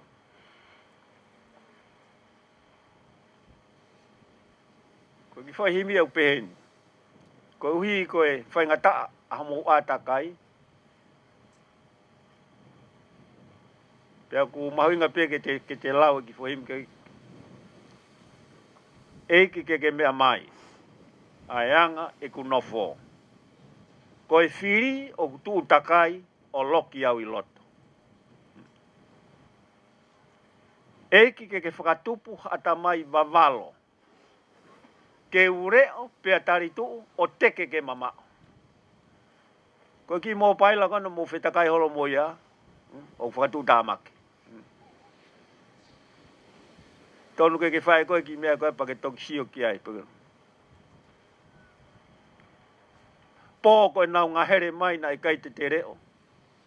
Pe hau he aha ko aianga angelo. O kuhanga he whahimi ko ni o whakamatalai, ka kato mai anga e tau whekuki pia moe palo pare maa.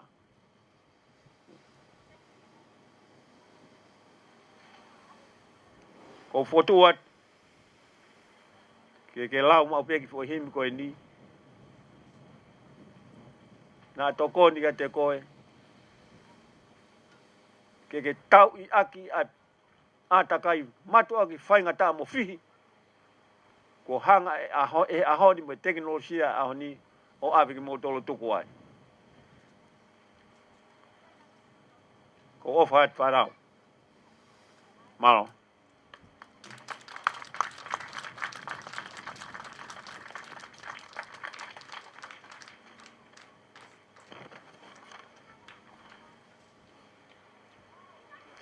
Pamalo atu ki e ikpale e mia o tonga. Ono pro a glispo hiva hono whakahoko e lea mahuinga ko e ni o whakahoko mai ka tau tolu he whiawhini. Ka ko o angi heni a e whanga maari e ko e ni. Ya ono pro o a stay Kene whakahoko atu ai lea whakamalo. Peko ki mua ia. I would like to acknowledge the support from Tonga Power, Ministry of Internal Affairs, Waste Authority, koe Kosilio a Houma, mo Tonga Tapu ono. Kono whakahoko mai ai poupou, ki he lava ai polokalama koe ni. Poastei.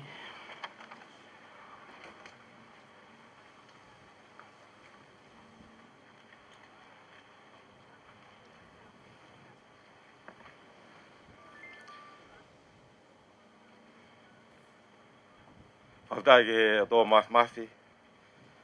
Tawa umai ki he whakasinga o e aha whakakoloa koe ni. Pea mo ne tauhi.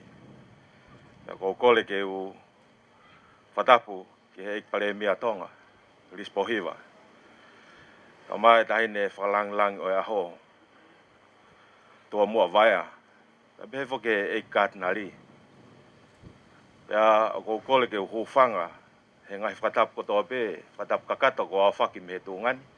Ka ada ke whai atu. Ai whakafofonga, ai whakamalo e whiawhini. Toa mua vaia. Tuke ai whainga maria koe ni ke whai whakamalo atu ke whetuna. I he tō e koloa whakalang o e aho. Pea mo e whakaloto lahi. Ko ke whai ke he tau tupu. Pea tuha bea mo tau mo e whetuna. He ku ke kei lakanga ai whatongia. Ai lakanga tau tupu. Pea ko tui koe whakakoloa ke whai ukai ke ngata pēne ao ngā ki ho tau tupu i he whunga maho whā. Kai pehe katoa ke tau tupu o Tonga Tapu ono pea mo tongan katoa. Ko lawe i pehe whato e polokalama e hauni hange o ku toka lele i pe. Hono raktapu aki e ki kātinari e katoa ngani. Pea mehe kamata o ene lotu. Pea toka mai ai ngahi koloa ku tau inasiai he ahoni. Whawhetai lahi o ku lau maarie. Pea behe ki he whaiva. Ko whai he whilitonu. Pea mo e whameite na e mea ke ai whawhalang-langi. Pea mo e katoa ngani. O whamalo lahi. Ki a Tipaleli.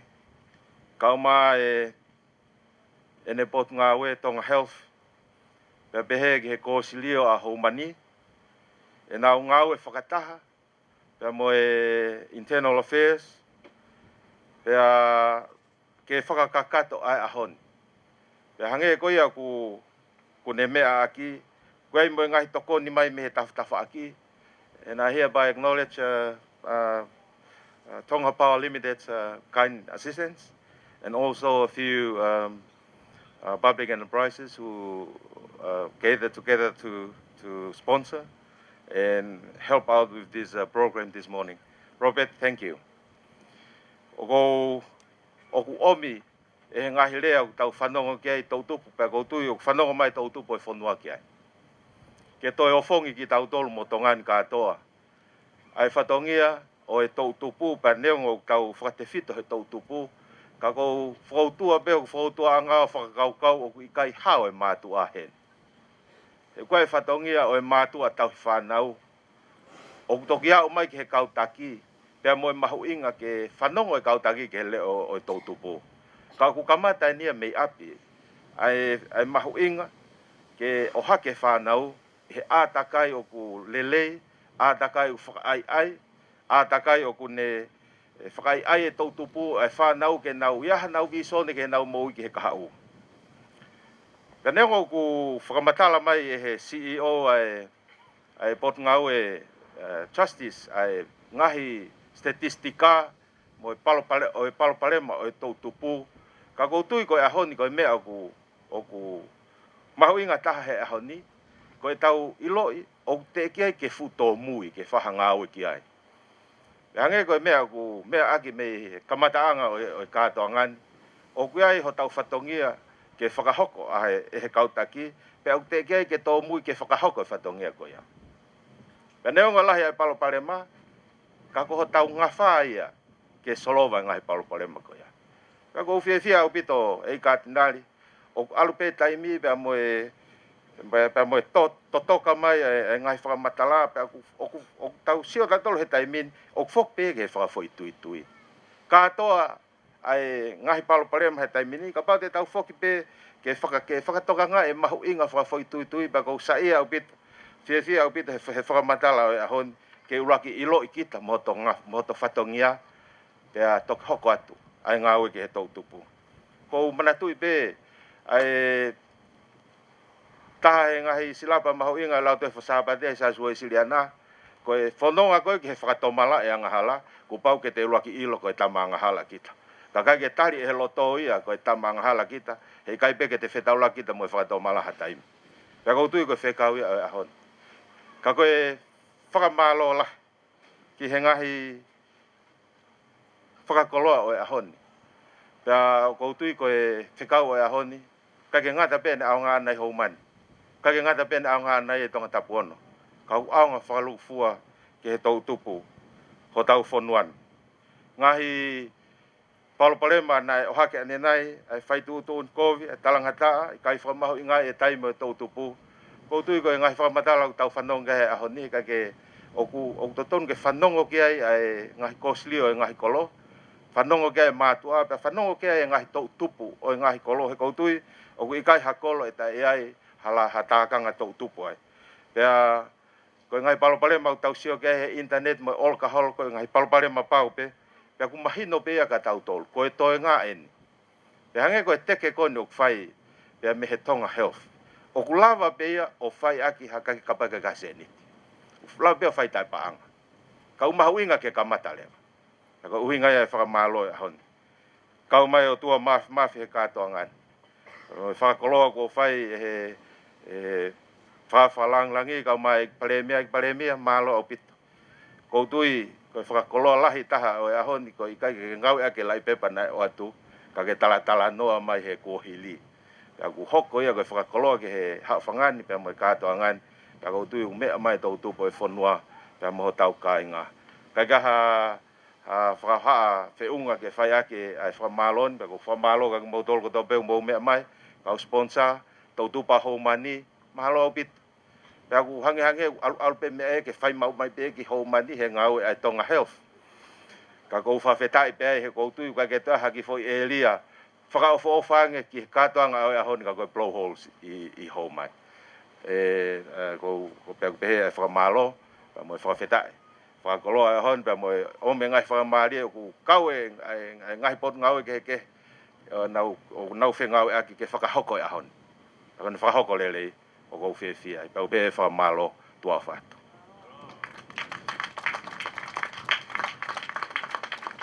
Whamalo atu ke Egg Minister.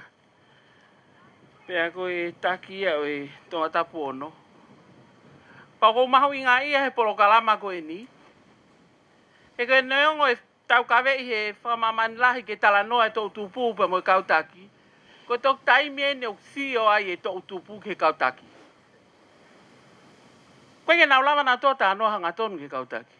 Ko hinga e whawhamamawhai e polokalama e kautaki mo irerei e whamiri tonga. Tonga tapu ono. Pea mo ngahi kupu whengawe aki. Ke whai e ngāwe mo u whakataha pehe ni ke lava. Ke oanga mau whai ngā maari e ka pau koe ke mau lava tala noa ka mautolu pa mau siu at pe ka mautolu. Koe mahu inga e whanongo ke kautaki. Pa toi mahu inga ke kautaki ke nau hifo mai. Ka pau koe ke mau wau atu ka mūtoro. O kuloto lahi au pito e tonga tapu ono pa moe kautaha ke mo irere e whamiri tonga. Tala noa hanga tonu pe e ke kautaki e Palopalema. He koutui au e Palemia. Lahi e umea e fufu i o tae au atu ke kautaki ke nau ilo. Pak mahu inga ke tala noa ai. He ko tau whainga nā tūla. Ko tau whonuani. Koe ai peo tala noa be umea as lerei. Koe ngahi mea kok ufi. Koe mea lelei e ke tau whanongo ki ehe tene o mai ka tau tolo e whounga ke tau laka i ki mua. Tū mālohi e kautaha koen ke mo lelei e whamiri tonga mo e mahu inga ia. Ke puke. Ai ngahi whamiri. Ke oa e holofa. Pa te tau te whoki peki api e ngā au e tau whakahoko whatongi ai. Hange koe whakalea e ik minista. Koe kau mo e ka mātua he mahu inga ke poupou. O ai tukuange he tau tau tupu ke ri e kina pehe. Mo hange ko asi peu tete. Ka mahu inga kau mātua. Ke nau tuu mai o ngāwe. Ke tau ngāwe whakataha. Ke tau mao ha whanua o merino mo fiefia. Ko tui he ahoni o kuongona o au ki muri. Ai polo kalama ko e nima ne mahu inga ia. I e tau tupu o e whanua ko e nikotonga. Whamalo atu ki he ngahi lea ku whakahoko i he polo kalamani. Kai whakaose mua e tau polo kalamai o ange hene whainga maalie ki he tangata eik whaiwhekau. Tawa tupou ki ne whakahoko e lotu whakata tāpuni. Pea o sewe at lewa mo ki i whakamoko. Taimi ta tau pe te o atu pe mo ngahi whaiva. A ngahi tau tupu ko e ni. Pea e kamata pe me he tau tupu pakia o la me nā kolo. Malo au pito.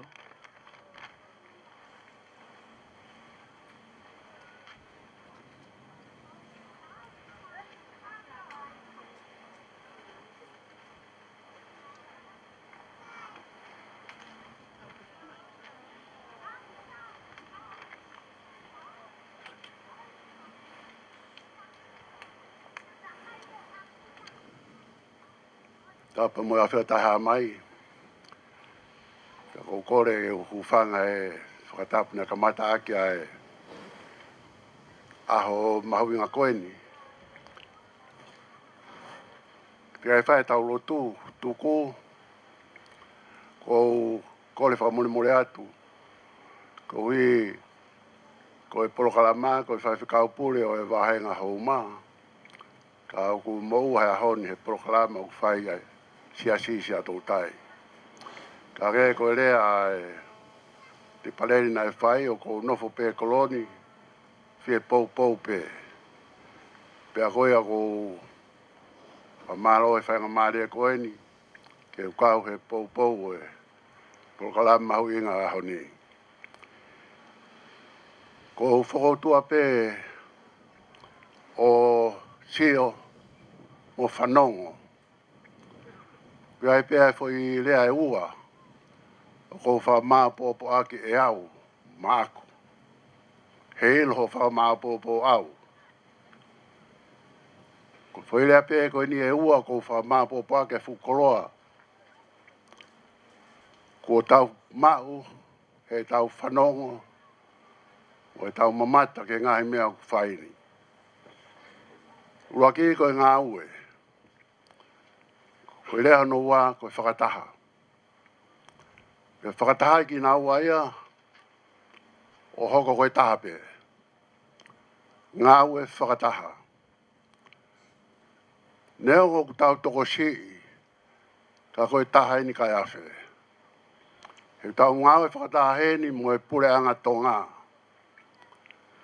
Ko e ulo e pure anga tō ngā ko e te tampare mia. Ko tau ngā ue whakataha heni mo e taki lotu ho tau whanua. Kātinari, ke whawhawhangai, ai ngāhi siasi o kui ho tau whanua. O tau ngāi whakataha heni mo ngāhi mātua. Ke tau hanga o whakamamawhai ai mahu inga. O e tau whanau. Pea koe ai fie lahi. O kou whamau popo aki peau maaku. Ai fu koloa lahi. Ko lilingi he ahoni. I e funga maha whaa. Ko e ngāu e whakataha. Pea ko ha ngāu o whakataha ki ai. Ai ngai tuunga ko toa pe o tau whanua. O kamata me he pure a ngā. Wau mai ko tau whamili. Ka koe sino i mea. Mo e whakatawange. Ko e tau ngāu e whakataha. Pea mo tau otua. Ko e toki ka kato ia ngā i polo kalama ko toa pe ku tau whau. Ke ongo whoilea ko ni e ua. E tau tuo ngā ue. Pea tau ngāu e whakataha. a ke whai whakataha mo i tūtūni mai tai ha mai me o lunga. Ke rau lotu. O tua mafi. Mau whawhetai atu ia Fiona. Ko i ko ngahu ia aho koeni. Tana noa ki aia e tangata whau sa me. Ke mau haka ai mo whakawhia. Peo mau whawhetai atu e o tua he kui kai ke ngata pea e whia i he kāinga o vaia. Pe koe vahenga so vahe la lahi o i whanua koe. Tonga tapu no. Ka mau tui e o tua kua au atu he ngaru ea. Ai whia a honi. Ke kau ngā whia ai mo e whanua hano kātoa. E o tua kai te mau wha maku pusi. Ai mau whia mo e whakawhetai mo e whakamalo. He koloa kua mau tānaki he pongpongini. Pe mau inasi ai. Me ngahi lea kotoa pe kua whai. Me lea whakalangilangi. Kau mai ngahi tokoni kua whai me ngahi potu ngā we. Pe kamata pe me he lea ne kamata ake whakaawa e polo kalamani. E kārdinari. E utua o mau nofo pe. E ki konga si koeni ho ngā we. Mau mamata ai ke langi a whiona. Pe mau toe whanongo ki ngai palopore māma ngai whaingata. Pe mau whamoni. Ai mau sio ke ngata anga o e tahi. Hono mama o pe ngata e mau wakai. Pe ngata e mea ku mau ilo. Ka tala mai tangata toisa me. Ka pau te mau. Ai kapakau e henge pe mau alu ke ngata anga o e tahi. Uoke koko e ena. Ko mea whakawhiwhia ka te ki mau tolu. Neo e mau sio ke o mau ngata anga. Neo e mau lau e ngai whai ngata me ngai palopole maha. Ka koko ena. Koko ena. O toi leo lau peki ai e wholofola. Ko mau māma mo mau whakama ui. Peti mau manawa heike hai. Mau whawhetai atu. Mau whamalo atu ia Fiona. Ko ki mata tahi koeni. Nai ngāwe aki pēa e kohirena. Ko tākere anga vaia. Pe toa e no ingoa. Ko kau loka. Ahoni. Mau whawhetai. Whaiatai mau lotu. Whaiatai mau whamalo. Whaia e mau whanongo ke ngai. Tukulau mea. Ko hui ko palapore mau whihanga ngai moe. O mau whanau e ahoni. Kau mau whamonu punake a pongpongi. Kai whawhetai o tua. Te mau sio peo au ke mau ngatanga. Kai woke ko koe ena. Ko mau o tua. Ke tau kau mo koe. Oa te mau ngau e whakataha pē ki mau tolu. Io mau ki koloni. Io mau pureangani.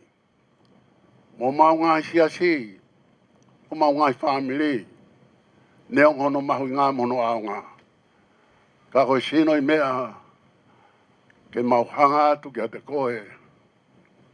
O whakaongo atu ki o whirangalo. Ta ke mau whakahoko ia i ho mamani.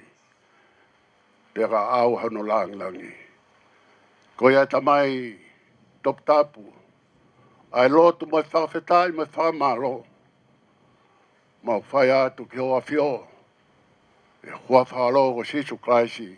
Tā ko mau whamui. Amen. Koe Keresia eke ko Sisu Kraisi. O whai atu ako tamai mai whioheo lau maare maani oni. E te tau tolu ko tope ia o tai ngata. Amen.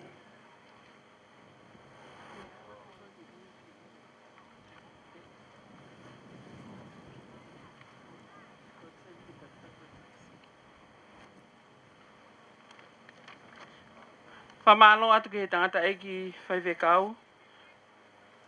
Ono o mai e lotu whakaosi e katoanga koe ni. Ka koe taimi koe ni e tuwha mai pe ki whakamokomoko. Mo o atu ai pe e ngahi whaiva me he tau tupu. Pe kamata ki e whaiva koe tau tupu a hofoa. Ko ne hiri ia, e hoko mai rewe tau tupu a nakolo. Hoko ki e tau tupu koe tanke tu ua. Hoko ki e tau tupu halalo. Tau tupu haukinima. Tau tupu matapa. Pe whakaosi mai rewe tau tupu katoa haumani e sias maamonga. Malo au pito.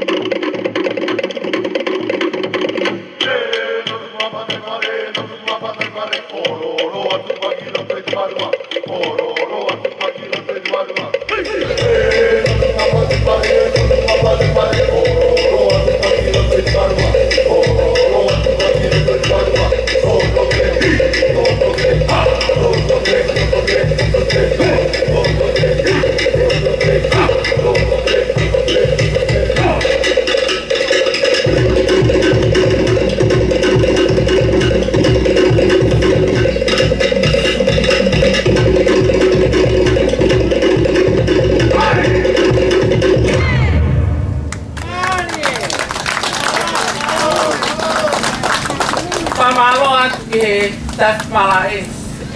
He tau tupu e whon boi mua. Kako e whanau ke eni e Kiristana. Pamalo atu usi he poupou ki he porokalama ko e ni. I he whaiwa hoko re atu e koe whaiwa e tau tupu o le paki aola. E mena nā kolo. Malo o pito.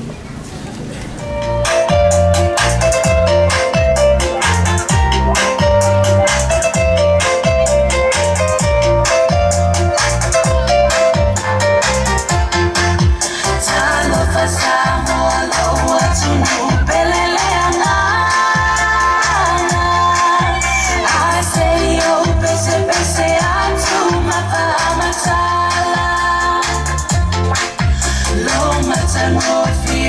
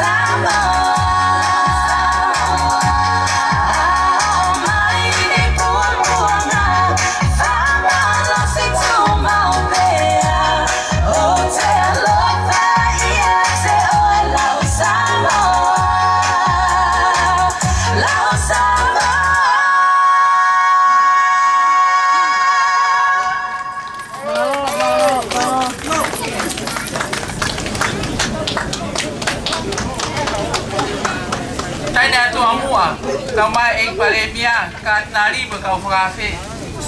Ai uhinga wiheni e grupu paki aola. Kei whenga awe a kanga tonu ia. Pemwa kau taha ki mo lere e whamiri tonga. Ko taha e no mo whatongi e whakaamu ki whotu e ngā kulupu. Tau tupu he wheitu kotoa. Ka koe ki mua ke nau whakahoko e ngā whaiwa peheni. O mahui ngā ia e kau taha ki mo lere e whamiri tonga ke nau raki ngā koi. Ke nau moui. Ko taha ni he kolo. Nai whakotu uai. O toko ni. E he UNFPA pe mo kau taha ki mo lere e whamiri tonga mo pot ngā moui. O whakotu uai ha senta ki tō tupu. Kia whainga toko ni pe whakahoko ia. Ko hinga no whakatu e ka taha e tau tutu koe ni. Ko no hinga koe nā wahi fie mau nei o mai viviri. Ke kau taha koe ni ke whaiha toko ni angu. Ke whakatu e ni hangeha na unga anga. Whahoko e nā wahi poro kalama. Pena e whamana tua whamamanahi e tau tupu ane afi. Whaunau fie fia ai kulupa ki aola. Ke nau kau mai tonga tapu ono. Neno whakahoko ai poro kalama koe ni. Ko ia whamalo atu ki tatou tupu o e paki aola e nau kau mai. Angere whainga maari e koe ni ke tau tupu a tanke e tu ua. Ai e koe kolo koe ni ko houma ko he wahe ki turi ki wha. Tanke e tu ua, turi ki matapa, hau ki nima pe mo udlang waka. E koe tau tupu e ni a tanke e tu ua o unau fi e pou mai ki e ngā au e whakahoko e koloni. Malo au pito.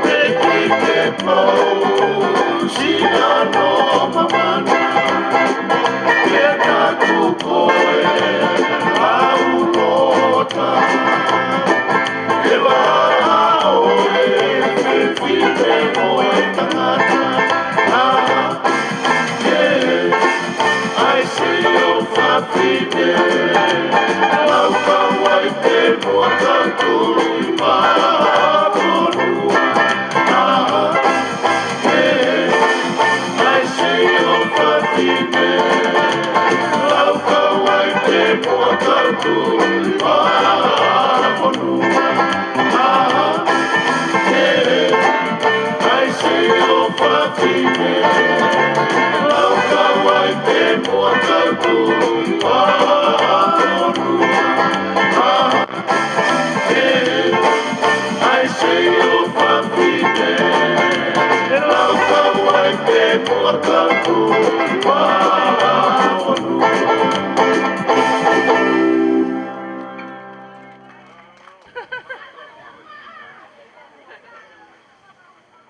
Mari e pe ama.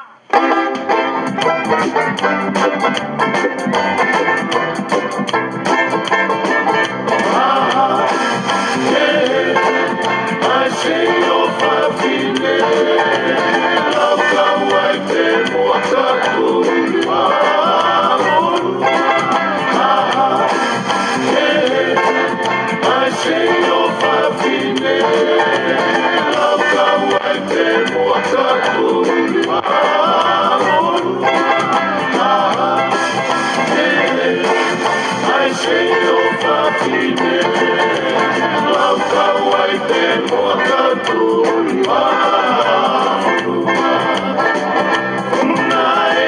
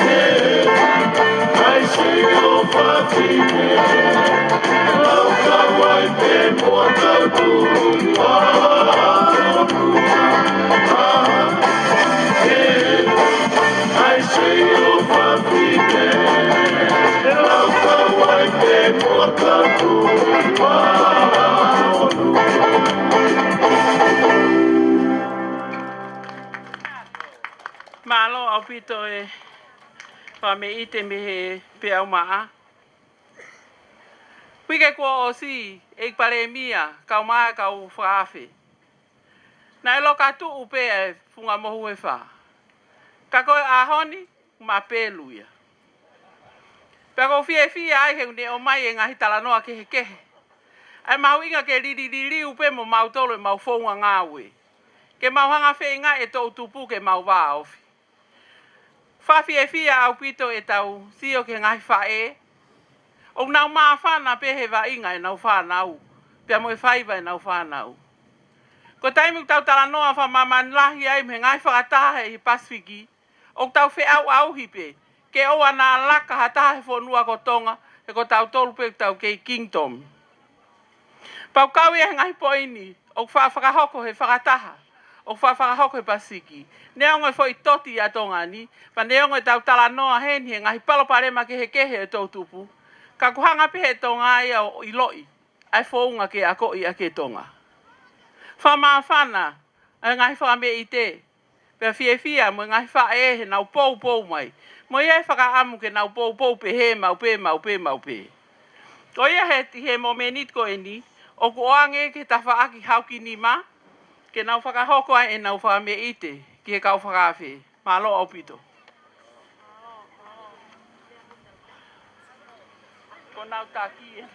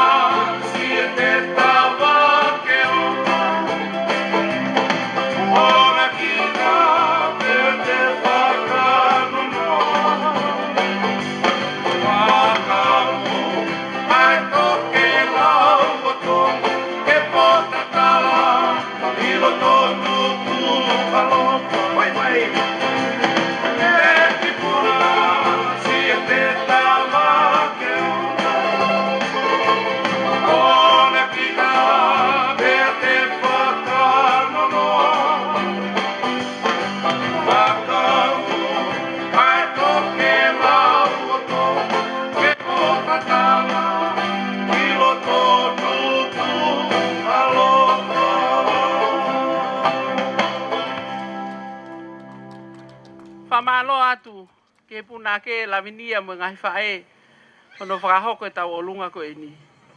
Kau whakaafe.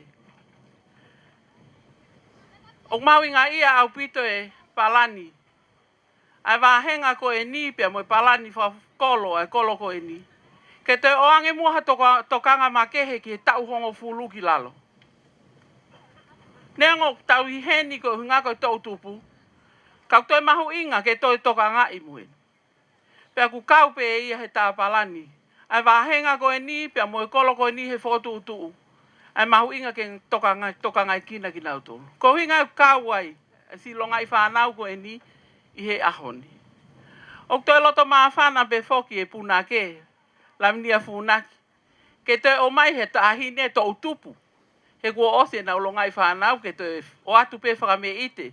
Kia ki mautolu he ho atani. Pea koe toi hoko at peeni a hauki nima. Malo au pito.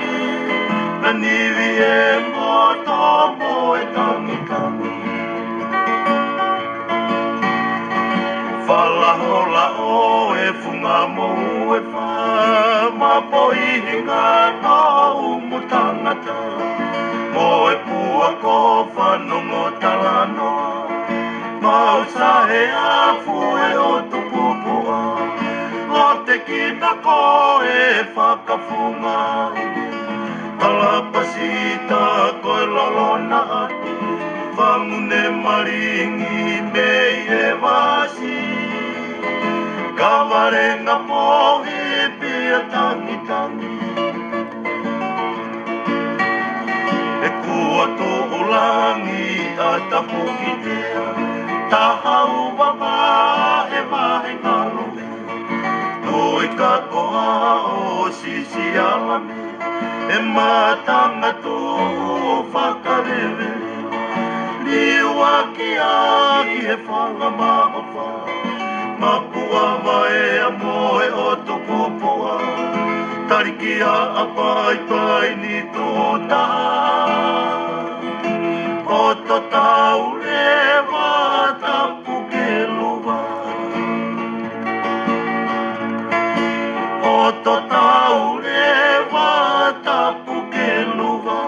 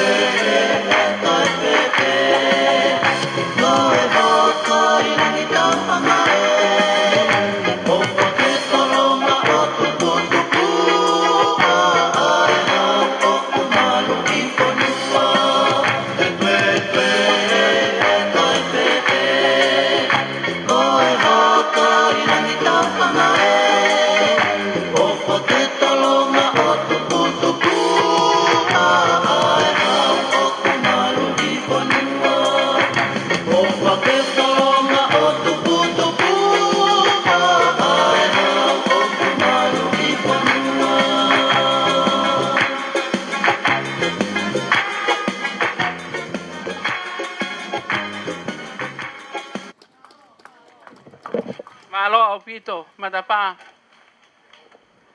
Kataki e pakia ola.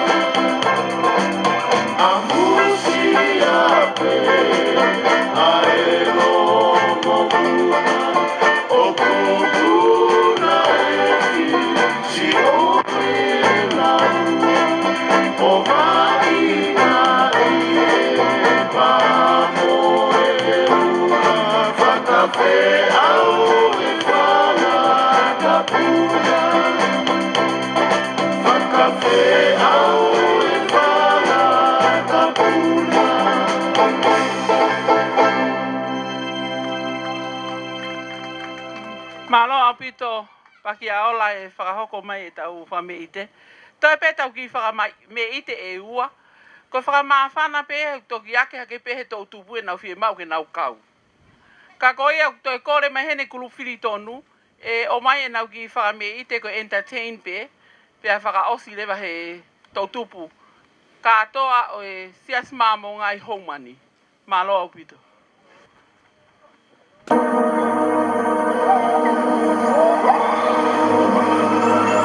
With the dawn of the new millennium and many thousand years of evolution, we bring you the rich and unique sounds of our Pacific homeland.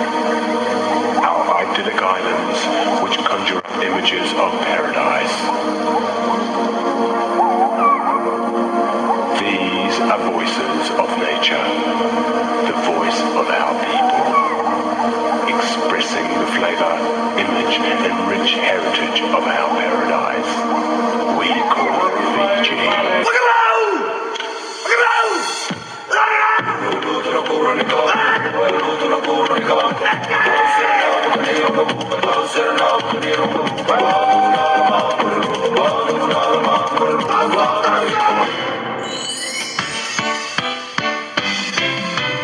Nossa,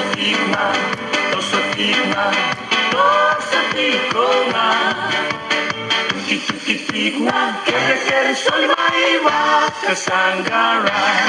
Memba toso pikna, toso pikna, tuki pikna, kere sol maiva kasangara. Kakuha ni dare nuanga, nakawi nakatima, tuki e nandola. Kere na soli, baka sangara kona kunea dinana.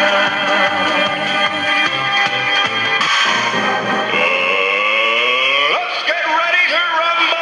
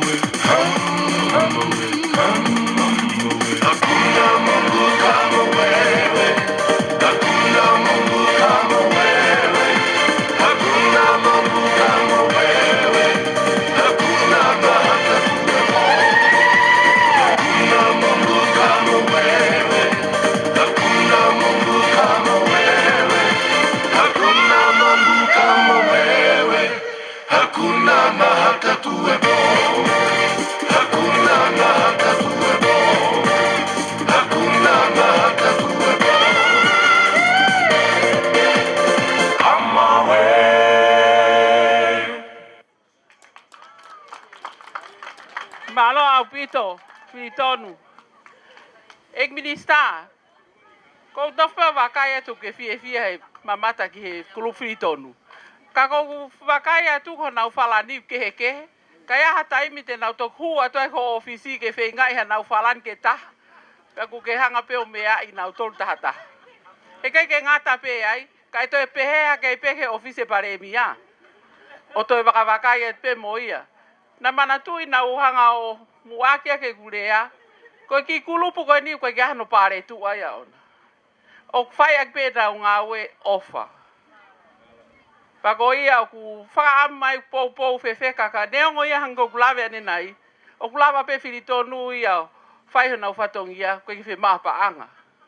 Ka mo mea mai pe ki fotunga e na falani mo mea ki ma pe ke a na ki falani ke taka kato e filitonu. Malo au pito te tau hoko lewa ke entertain wha osi. E o ange whanga maari e ko e ni ki he. Tau tupu katoa e ni a e siasi maa monga I homani. Malo au pito.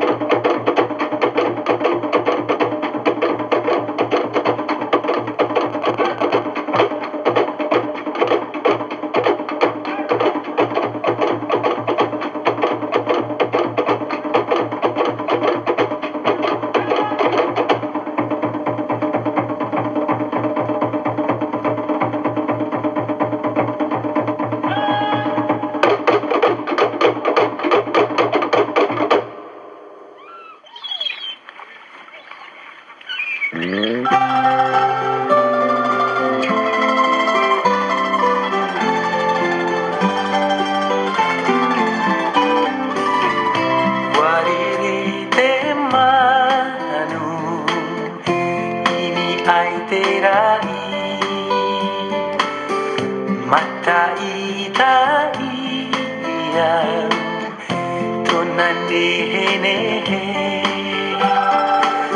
えまぬ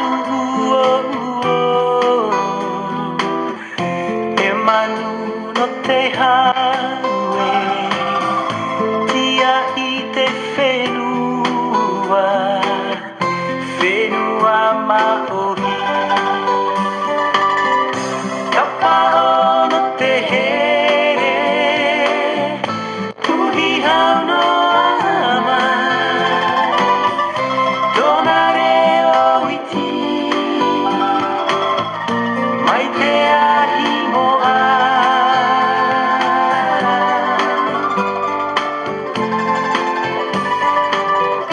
でわたうてまぬいあいてフェヌはまたいたいやとなはなはなえまぬ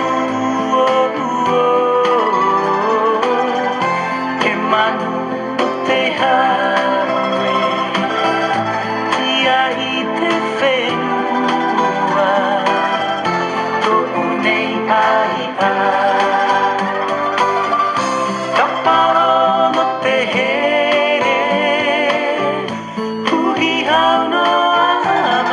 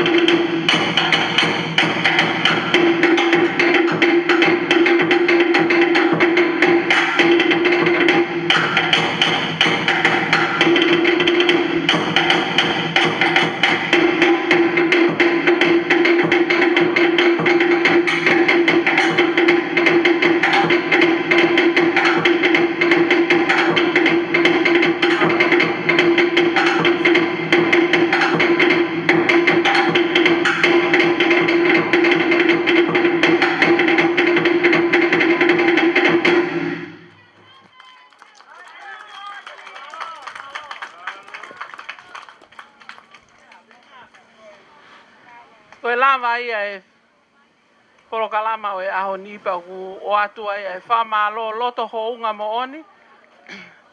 Me he wahenga tonga tapu o no kau maa e kosirio. Whakakolo e kolokoni ko houma.